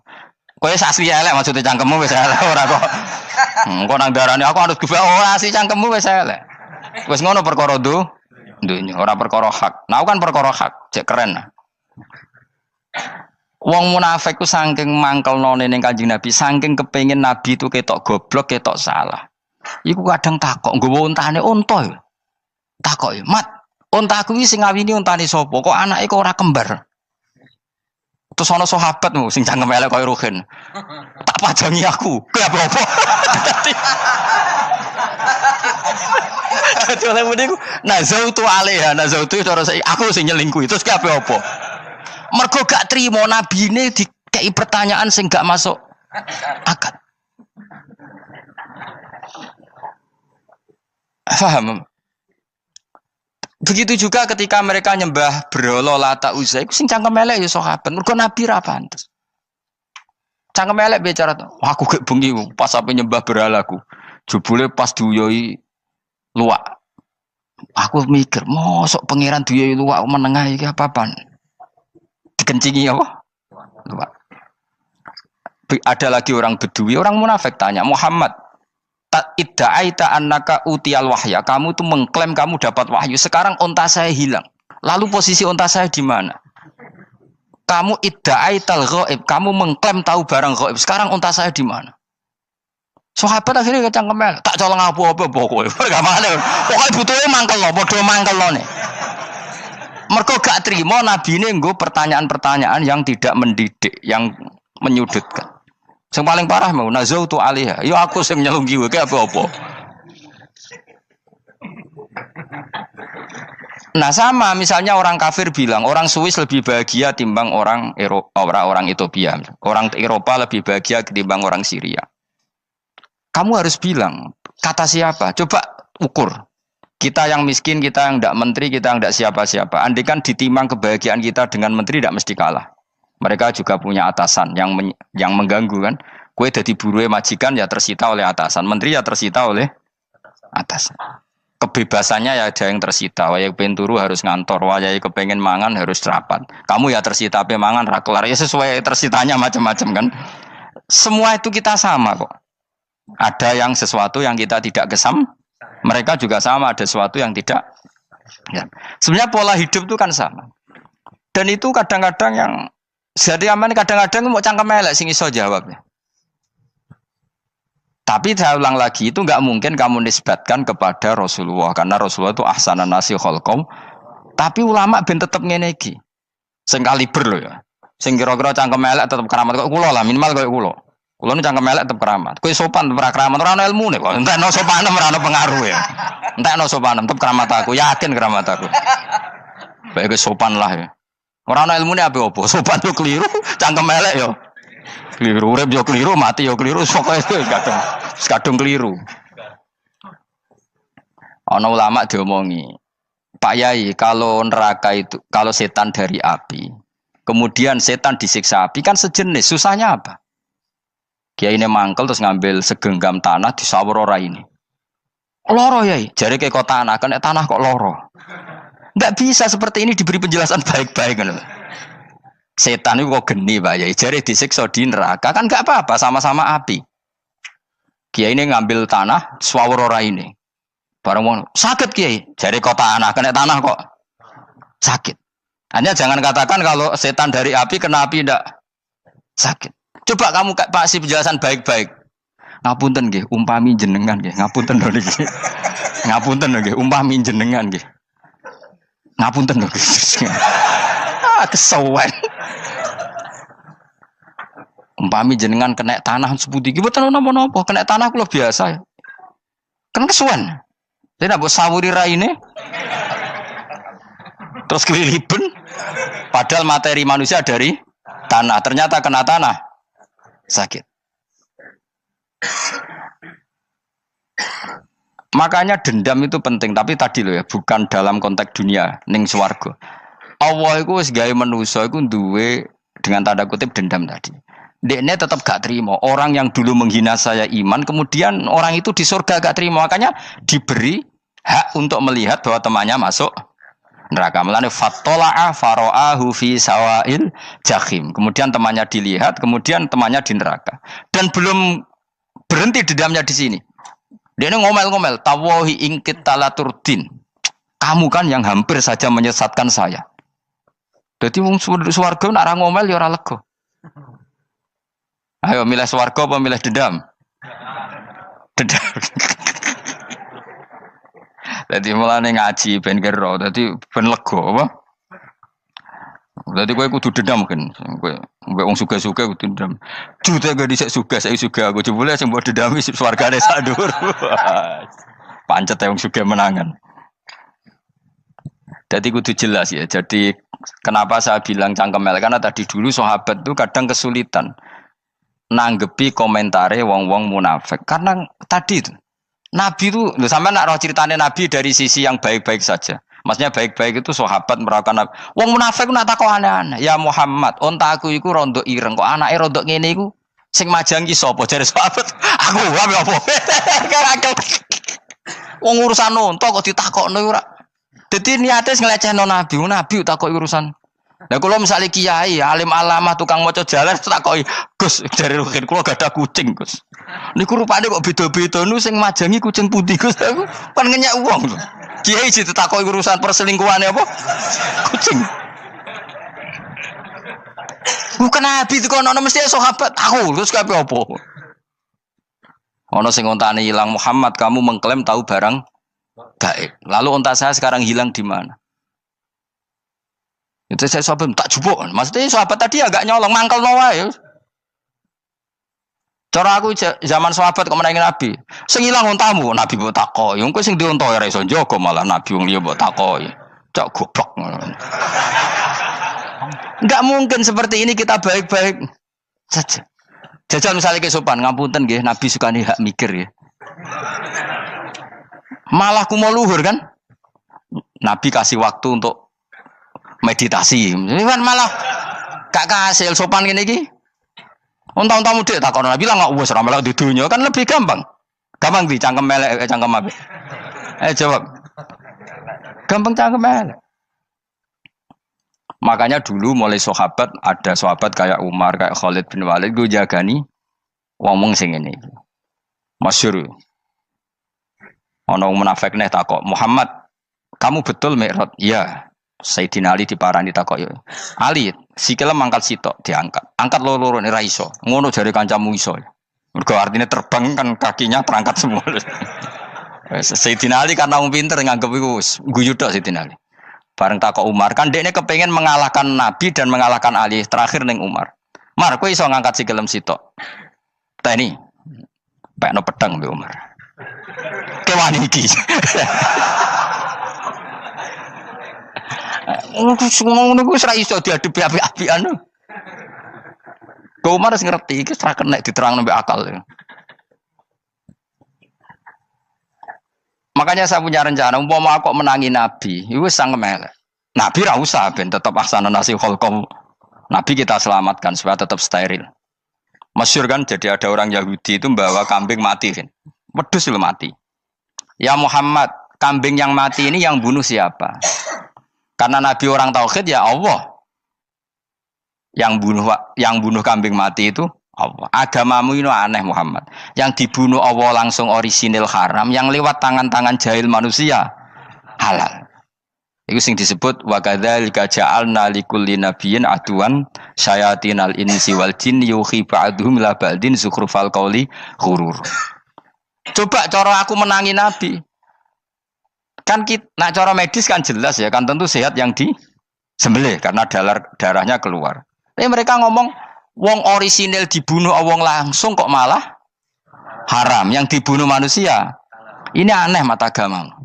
Cara aku menangi zaman Nabi, yo no pangan dhewe ngono kowe sing gampang dikira-kira. Tapi ora aja Nabi lho sing ngendikan. Kowe wae sing penggemar Nabi. Kanca kemelek pantes selain bakat yo ora bakal dadi nabi wis. Ya kowe nak muni halal yo pangan tekno. Kan dekne muni halal kan? Ya wis entekno. Ben do mangan apa, Bah? Badang. Tapi Nabi kan gak mungkin ngendikan seperti. Tapi sahabatnya dong ngendikan gitu. Mergo mangkal ngadepi. Jadi kadang-kadang orang itu gak bisa dikasih penjelasan secara apa? Baik-baik. Ya tapi tadi saya ulang lagi, kita kudu tetap nyelametno Kanjeng Nabi. Yes, mulane ulama itu udah keras masalah bab ngadepi wong fasik itu keras. Masyhur Sidina Ali nanti debat be orang ateis. Ali, kowe sehari terkenal sahabatnya Nabi paling cerdas. Umpama kowe wis mbok rewangi salat, mbok rewangi poso, kemudian sok ben mati ra ono apa-apa. Terus kowe rugi, mbok rewangi salat, mbok rewangi poso, mbok rewangi takwa, ternyata nanti di akhirat enggak ada apa-apa. Dan aku kan enak ning dunya, gak tahu salat, gak tahu poso, jadi nanti kalau enggak ada apa-apa kan enggak masalah. Aku di dunia enggak pernah kebebanan aturan-aturan syariat. Masyhur dawuh Sayyidina Ali. Ingka nama taqulu sidqan atau haqqan takhallasta wa takhallasna. Wa ingka nama aqulu haqqan takhallasna wa ahlakta. Siapa lo di? Jika yang kamu katakan benar, yang lolos tidak hanya kamu, saya pun lolos. Jika nanti di akhirat gak ada hisab, memang yang selamat kue tok, aku lah yo. Selamat dong, bodoh-bodoh ra ono hisab. Ingka nama taqulu haqqan faqad takhallasta wa takhallasna. Jika yang kamu katakan benar, enggak ada hisab, maka kamu selamat, saya pun selamat rumangsamu. Tapi jika yang saya katakan benar, takhallasna wa ahlakta, saya selamat kowe rusak. Niku muga ora Sidina Ali cangkem elek tapi, muga ora Sidina Ali. Muga sing ngomong Ruhin misal. Kan cangkem elek. Karena orang seperti itu ora iso mbok terangno api-apian. Di kampunten nggih mengke delok mengke. Lho delok mengke kesuwen li. Kowe nek mati wae SMS aku malah do ndi-ndi ngomongnya. Maka jawab Sayyidina Ali, jika yang kamu katakan benar, yang selamat tidak hanya kamu, saya pun selamat karena tidak ada apa? Hisab. Tapi jika yang saya katakan benar, maka takhallasna wa ahlakta, saya selamat, kamu rusak. Mulane cara kula wong Islam kudu yakin mlebu swarga. Senajan to neraka sik. Saya berkali-kali bilang, kita pun nuruti khawatir. Sebenarnya sholat kita potensi gak diterima Allah karena ada ikhlas. Puasa kita juga gitu. Tapi masalahnya kubu sebelah darani siapapun mati itu masuk swarga. Lan aku kalah iklan iso kalah. Lan aku kampanye paling gampang ngaji swarga, ngaji ra paham yo swarga, go kitab ngalor ngidul yo swarga, modus gaya-gayanan yo swarga.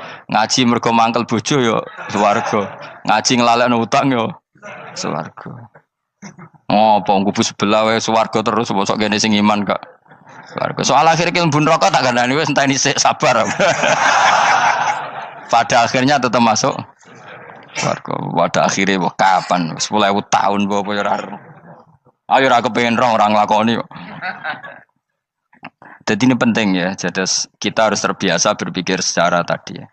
Sarohku sahabat ulama itu nak ngadepi wong fasik itu akhirnya cangkem elek. Mergo kadang penjelasan lebih gampang. Cuma tadi saya ulang lagi, Nabi harus kita selamatkan. Sajane Nabi Ibrahim yang podo parah. Jadi ketika beliau mematahkan semua berhala yang kecil kan kapaknya dikalungkan berhala yang bareng ditakoi. Hem siapa yang melakukan itu? Takono sing nggo kapak, ora nggo kapak. Jare ketuane wong kafir, utekem lho hem wong karuan berhala, bukan nakoki, ora karuan ora iso ngomong, bukan nakoki. Lah utekem ning ndi karuan ora ngomong mbok sembah. Akhirnya berhubung Nabi Ibrahim darani ngendikan, lah sing nyora aku. Lah yo muga iku ora nabi, iku cangkem elek ta cangkem apik. Muga ora nabi lho. Mergo Nabi Ibrahim diutek-utekno, utekem lho mu karuan berhala watu kok kon nako. Jare Ibrahim utekem tak kok karuan watu kok mbok sembah. Iso diterangno apik-apikan. Ngapunten nggih. Ngapunten sanget niki niku. Kesuwen yakin kesuwen. Lah cuma ke mari siko nabi ku ya iku nedok sing cangkem elek iku. Tapi ora demi hak, demi hadun. Nah lha iku sing mari elek. Apa logikanya? Saiki musuh dhisik musuh saiki gabung kuwi ku barang-barang donya kok mbok soal. Nyoal barang akhirat itu keren apa? Apa susahe ning donya nggo sujud, apa susahe ning donya nggo ibadah iku keren. Nyoal kok trimo.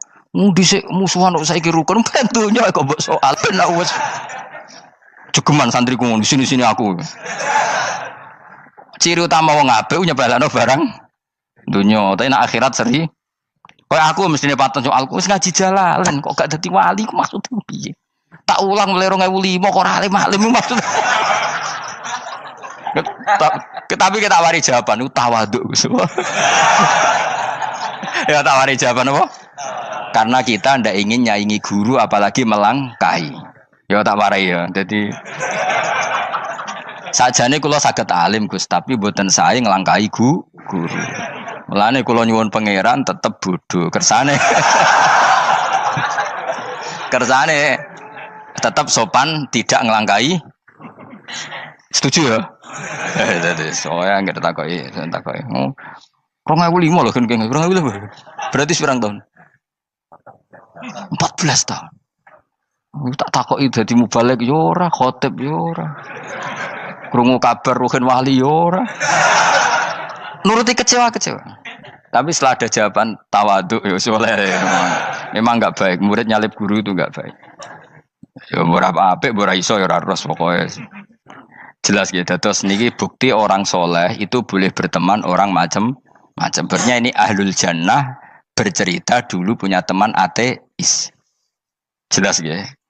Yang teman itu mengingkari adanya hari gebang, tapi nyatanya orang soleh ini tetap masuk surga. Artinya apa? Pertemanan di dunia sama orang ateis ini tidak menghalangi dia masuk surga. Tentu ya sebatas pertemanan. Ora konco golek demenan iku ora jenenge konco iku. Maksudnya berteman mungkin satu kantor atau ditakdir tetangga atau ditakdir apa. Tentu tidak ngikuti apa kemaksiatannya, tapi tetap berteman. Karena istilahnya ini kanali korin, saya punya teman sohibun yungkirul ba'sa, saya punya teman yang mengingkari hari kebangkitan, yang teman itu setiap kali ketemu saya mencibir saya, inna kalaminal musad dikin aidza mitna wa kunna turaba wa idzaman inna lamadi madinun. Teman saya itu selalu mencibir, masa kita nanti dibangkitkan lagi padahal kita sudah jadi debu dan jadi tulang belulang. Lalu teman saya ini nasibnya gimana? Bersama Allah dipertontonkan, contohnya teman itu masuk neraka. Intinya apa? Orang soleh ini ketika di dunia punya teman orang tidak soleh, dan itu tidak disalahkan Allah. Tetap dia ahlil jannah, dan temannya karena salah tetap ahlin. Nah, hanya gak ada cerita terus berhubungi kancamu, kowe mlebu neraka ndak. Makanya kita rileks saja di Indonesia. Kancanan tonggo macam-macam tenang aja. Sementing alaikum anfusakum la yadurrukum man dhalla idza tadaitum. Yang penting jaga diri kamu sendiri, dan setelah diri kamu terjaga, tidak masalah orang sekeliling kamu sesat. Ya ayyuhalladzina amanu alaikum anfusakum la yadurrukum man dhalla idza tadaitum. Jaga diri kamu, kualitas hidayat kamu jaga, kualitas kebaikan kamu jaga. Setelah semuanya terjaga, tidak masalah orang sekeliling kamu sesat. Ya kayak teman ini, dia punya teman ateis tapi dia tetap islami, dia konsisten dalam mempertahankan iman. Ternyata dia tetap ahlil jannah, padahal punya teman ateis. Jelas ya, terus niki supaya clear bahwa karena kita di dunia mesti berteman orang macam-macam. Apalagi semenjak saya dari Korea itu melihat orang Islam ingin bikin masjid, padahal bosnya orang ateis, teman kerjanya orang ateis. Tapi mereka nyatanya imannya tidak goyah. Mereka ingin bikin masjid, urunan bikin masjid, padahal temannya apa? Ateis. Dan itu nggak masalah. Nanti kalau itu soleh terus sampai di surga, golek bosku saya gini di. Mereka nara ketemu ya ora lega. Jadi manusia itu masih ini swarga, nak gak ketemu rivale. Jadi sebenarnya, nak rival politik, nggak tahu saya itu, nggak ada ayatnya, nggak ada penjelasannya di Quran ini. Dan tidak perlu menjelaskan barang dunia terang non Quran kemuliaan. Bukan kalau terus nang sampai budi. Ka'annahu fa'amal terus budi. Innahum alfau aba'ahum dolin. Innahum satamne kufar iku alfau padha metuki sapa kufar wajadu. Tegese metuki sapa kufar aba'ahum ing bapak-bapak kufar dipetuki dolina khalik sesat kabeh. Nah, mereka itu menjadi kafir karena punya tradisi bapak-bapaknya ya kafir. Terus setelah bapak-bapaknya kafir, fahum mongko te wong akeh ala asarihi ing atase jejak-jejak bapak-bapak wong akeh yurauna iku anut kabeh. Mereka punya bapak-bapak kafir dan kekafiran itu diikuti oleh mereka. Ya sajuna tegese padha ngikuti sapa wong akeh latibaihim maring anut ning abaihim. Fa yasrauna mongko gegancangan to sapa wong akeh ilahi maring ittibail aba. Maksudnya gini, kalau tahu senior kita sesat ya jangan ikut. Mereka enggak, bapaknya sesat nyembah batu, nyembah makhluk. Mereka ikut menyembah batu, menyembah makhluk. Harusnya kalau salah kan enggak perlu apa diikuti. Jadi kesalahan itu ya kadang ikuti tradisi. Tapi ya tradisi yang seperti itu, kalau tradisi yang baik ya harus diikuti. Walakot telan teman-teman sesat kau belum sedurunge iki generasi sopo akfarul awalin. Sopo aki-aki wong dhisik. Minal umami sing pira-pira umat almadiyati kang wis kliwat. Walakot arsalan teman-teman ngutus ingsun fiim dalam kabeh mungtirina ing sing meringatno kabeh. Minar rusul sing pira-pira rusul mukhawifina tur ngekeki peringatan kabeh. Fangzur mongko angen-angen sira kaifa kana hale kaya apa ana apa akibatul mudharin, apa akibate wong sing dikei peringatan ayil kafirin tegese wong kafir kabeh. Ai akibatuhum tegese uta akibate kabeh akhir dari perjalanan mereka wa aladabu siksa. Orang yang tidak iman pasti akhir perjalanannya siksa. Senajan to ning donya mereka ngelola dunia lebih baik ketimbang kita, kehidupan dunianya lebih baik ketimbang kita. Intine kowe aja sampai kalah donya kalah akhirat. Awas kene. Kalah donya aja sampai sini-sini wong. Wis go jalalan jebule kalah donya.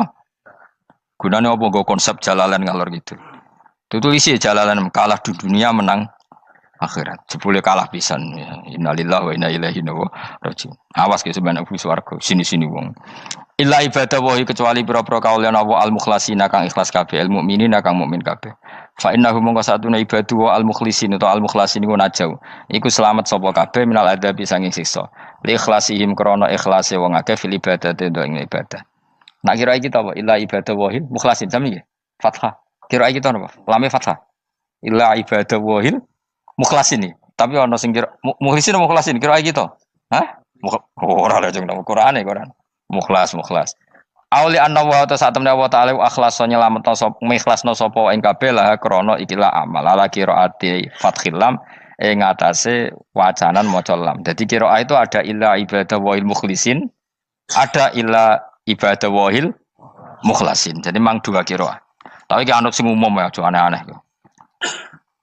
Walaqad nadana nuhun fala ni'mal mujibun. Walaqad nadana lan teman-teman ndonga nek kita sapa nuhun Nabi Nuh bikauli iklan dawe Nabi Nuh, Rabbi inni makhlubun fantasir. Rabbi do pengiran ingsun ini sak temen ingsun makhlubun den kalahno, fantasir mongko kula aturi nulungi panjenengan.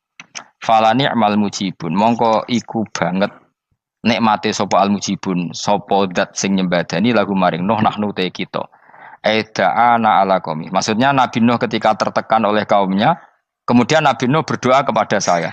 Dan saya kata Allah fala ni'mal mujibun, zat terbaik yang memberi terkabulnya doa itu fala ni'mal mujibun. Ya Nuh berdoa kepada saya kata Allah, dan saya kata Allah adalah zat terbaik yang bisa mengabulkan doa. Itu jenenge apa? Fala ni'mal mujibun. Eda anak sing donga sapa Nuh nak ing kita ala qaumihi ing atase kaum Nabi Nuh fa ahlaknahum mongko ngrusak ingsun ing kaum Nabi Nuh bil ghoroqi kelawan tenggelam.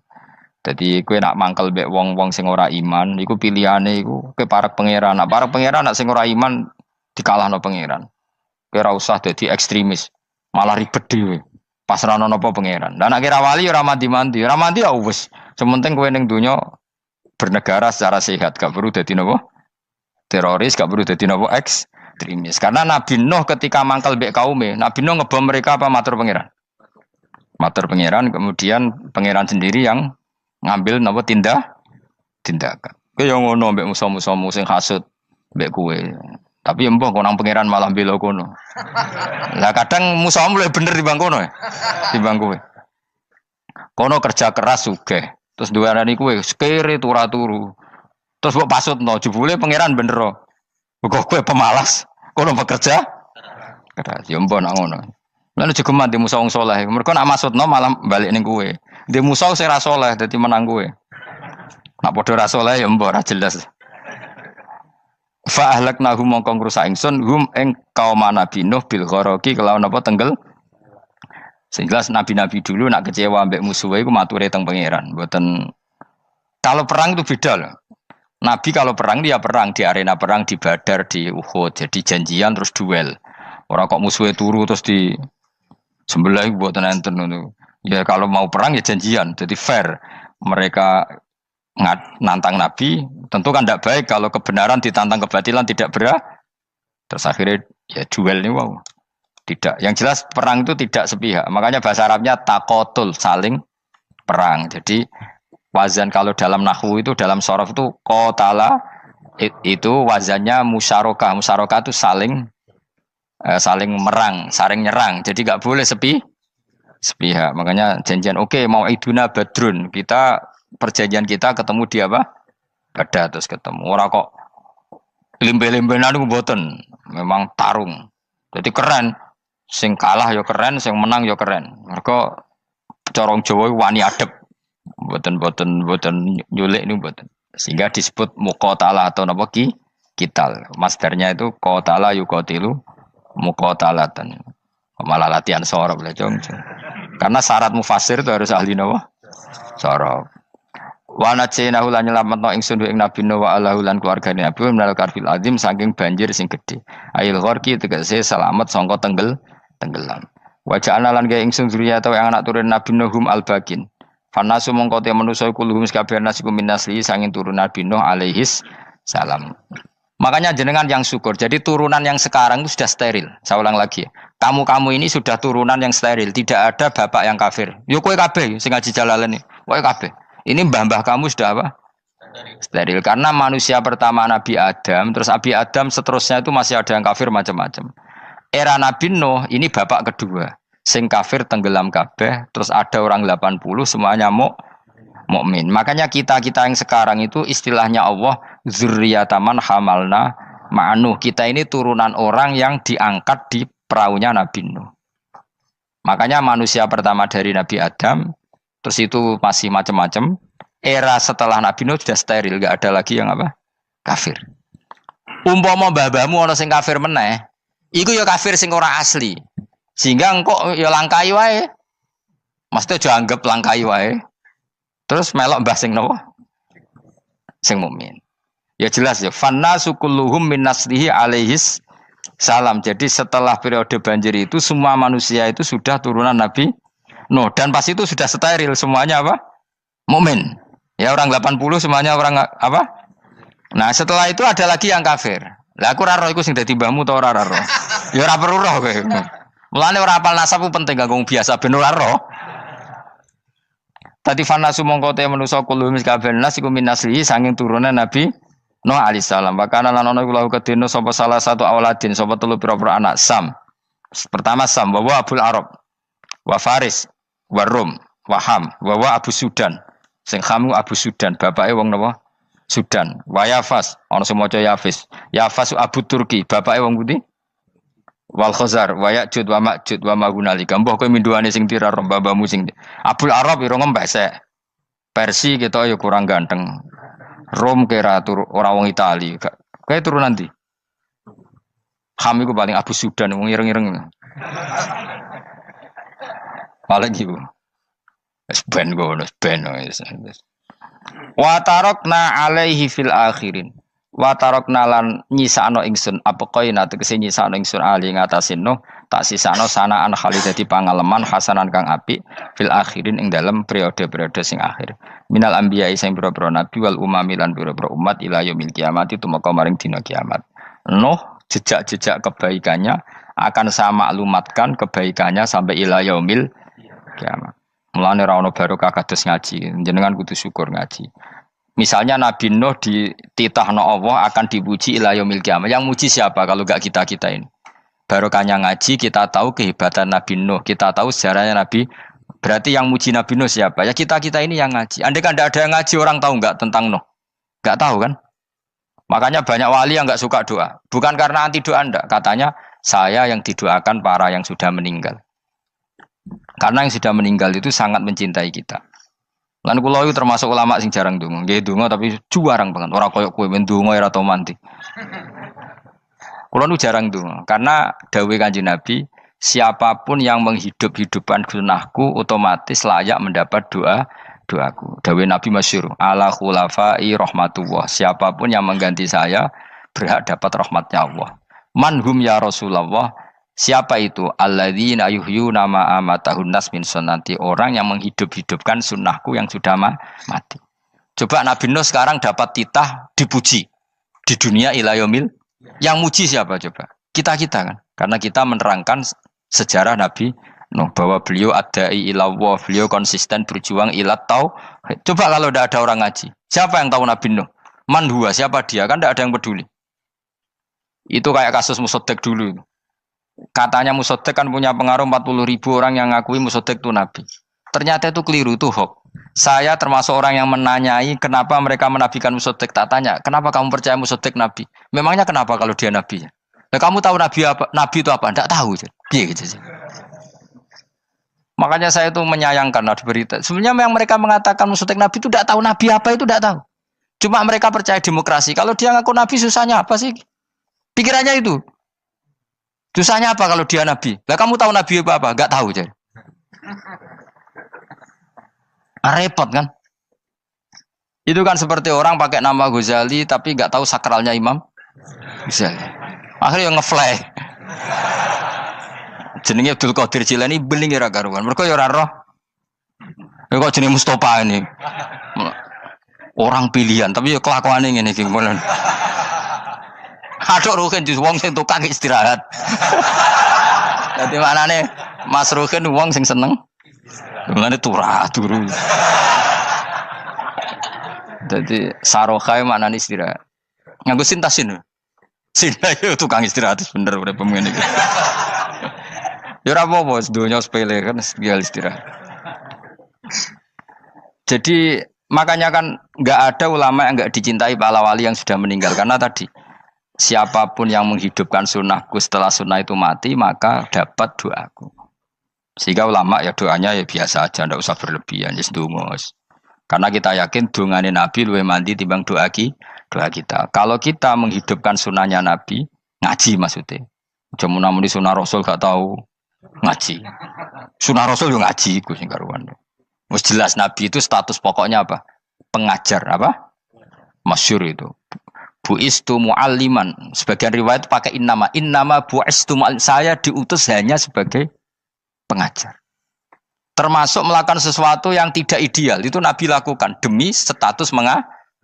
Misalnya begini, sama tak bedai, kok tak latih pinter. Tawaf jalan kaki sama naik skuter atau naik kendaraan itu afdal mana? Enggak, jawab saja. Afdal jalan kaki. Tapi Nabi ketika tawaf itu naik unta. Naik apa?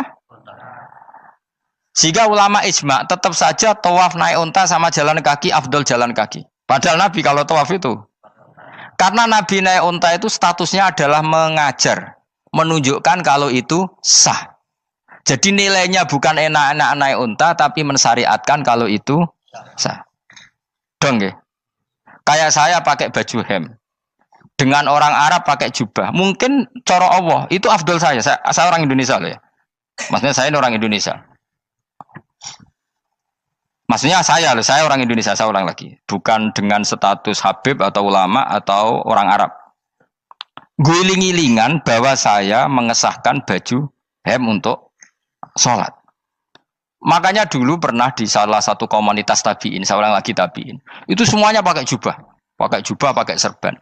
Jabir yang sahabatnya Nabi termasuk Abdullah bin Mas'ud, dia datang ke masjid, jubahnya itu dicopot, terus dia sholat tanpa pakai jubah. Sampai geger tabiin, ini gimana sahabatnya Nabi sholat kok pakai jubah, jubahnya dicoplok, dicendel loh. Terus dia sholat. Ketika sholat ditanya, ya sahibah Rasulullah, kok ini sahabatnya Nabi sholat pakai jubah kok malah dicopot.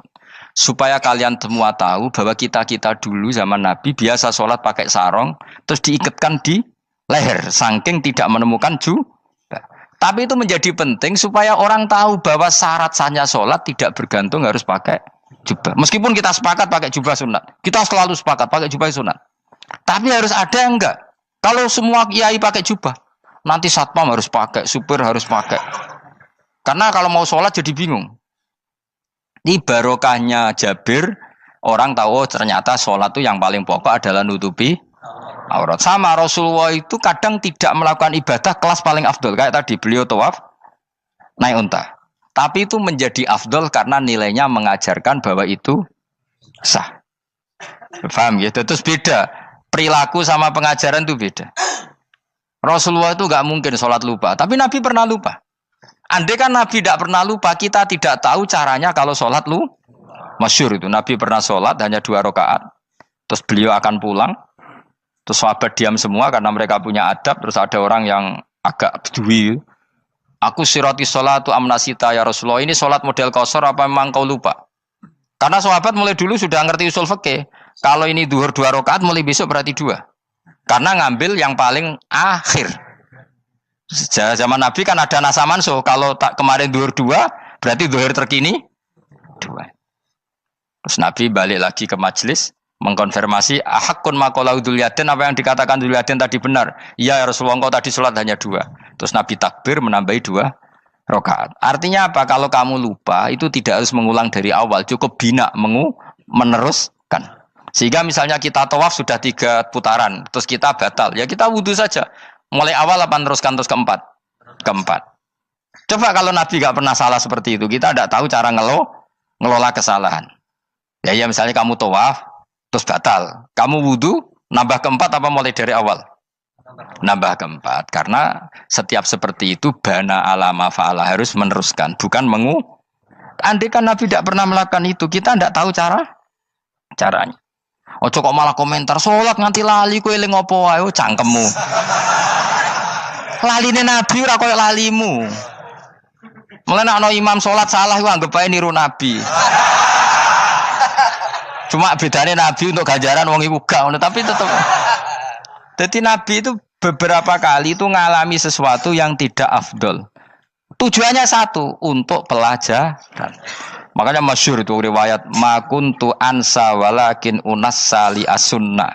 Saya itu tidak pernah lupa, tapi sama Allah didesain lupa li as-sunnah supaya itu jadi sunnah. Jadi makuntu ansa walakin unassa li as-sunnah. Jadi saya tidak pernah lupa, tapi sama Allah didesain lupa supaya jadi sunnah cara ngelola kelupaan.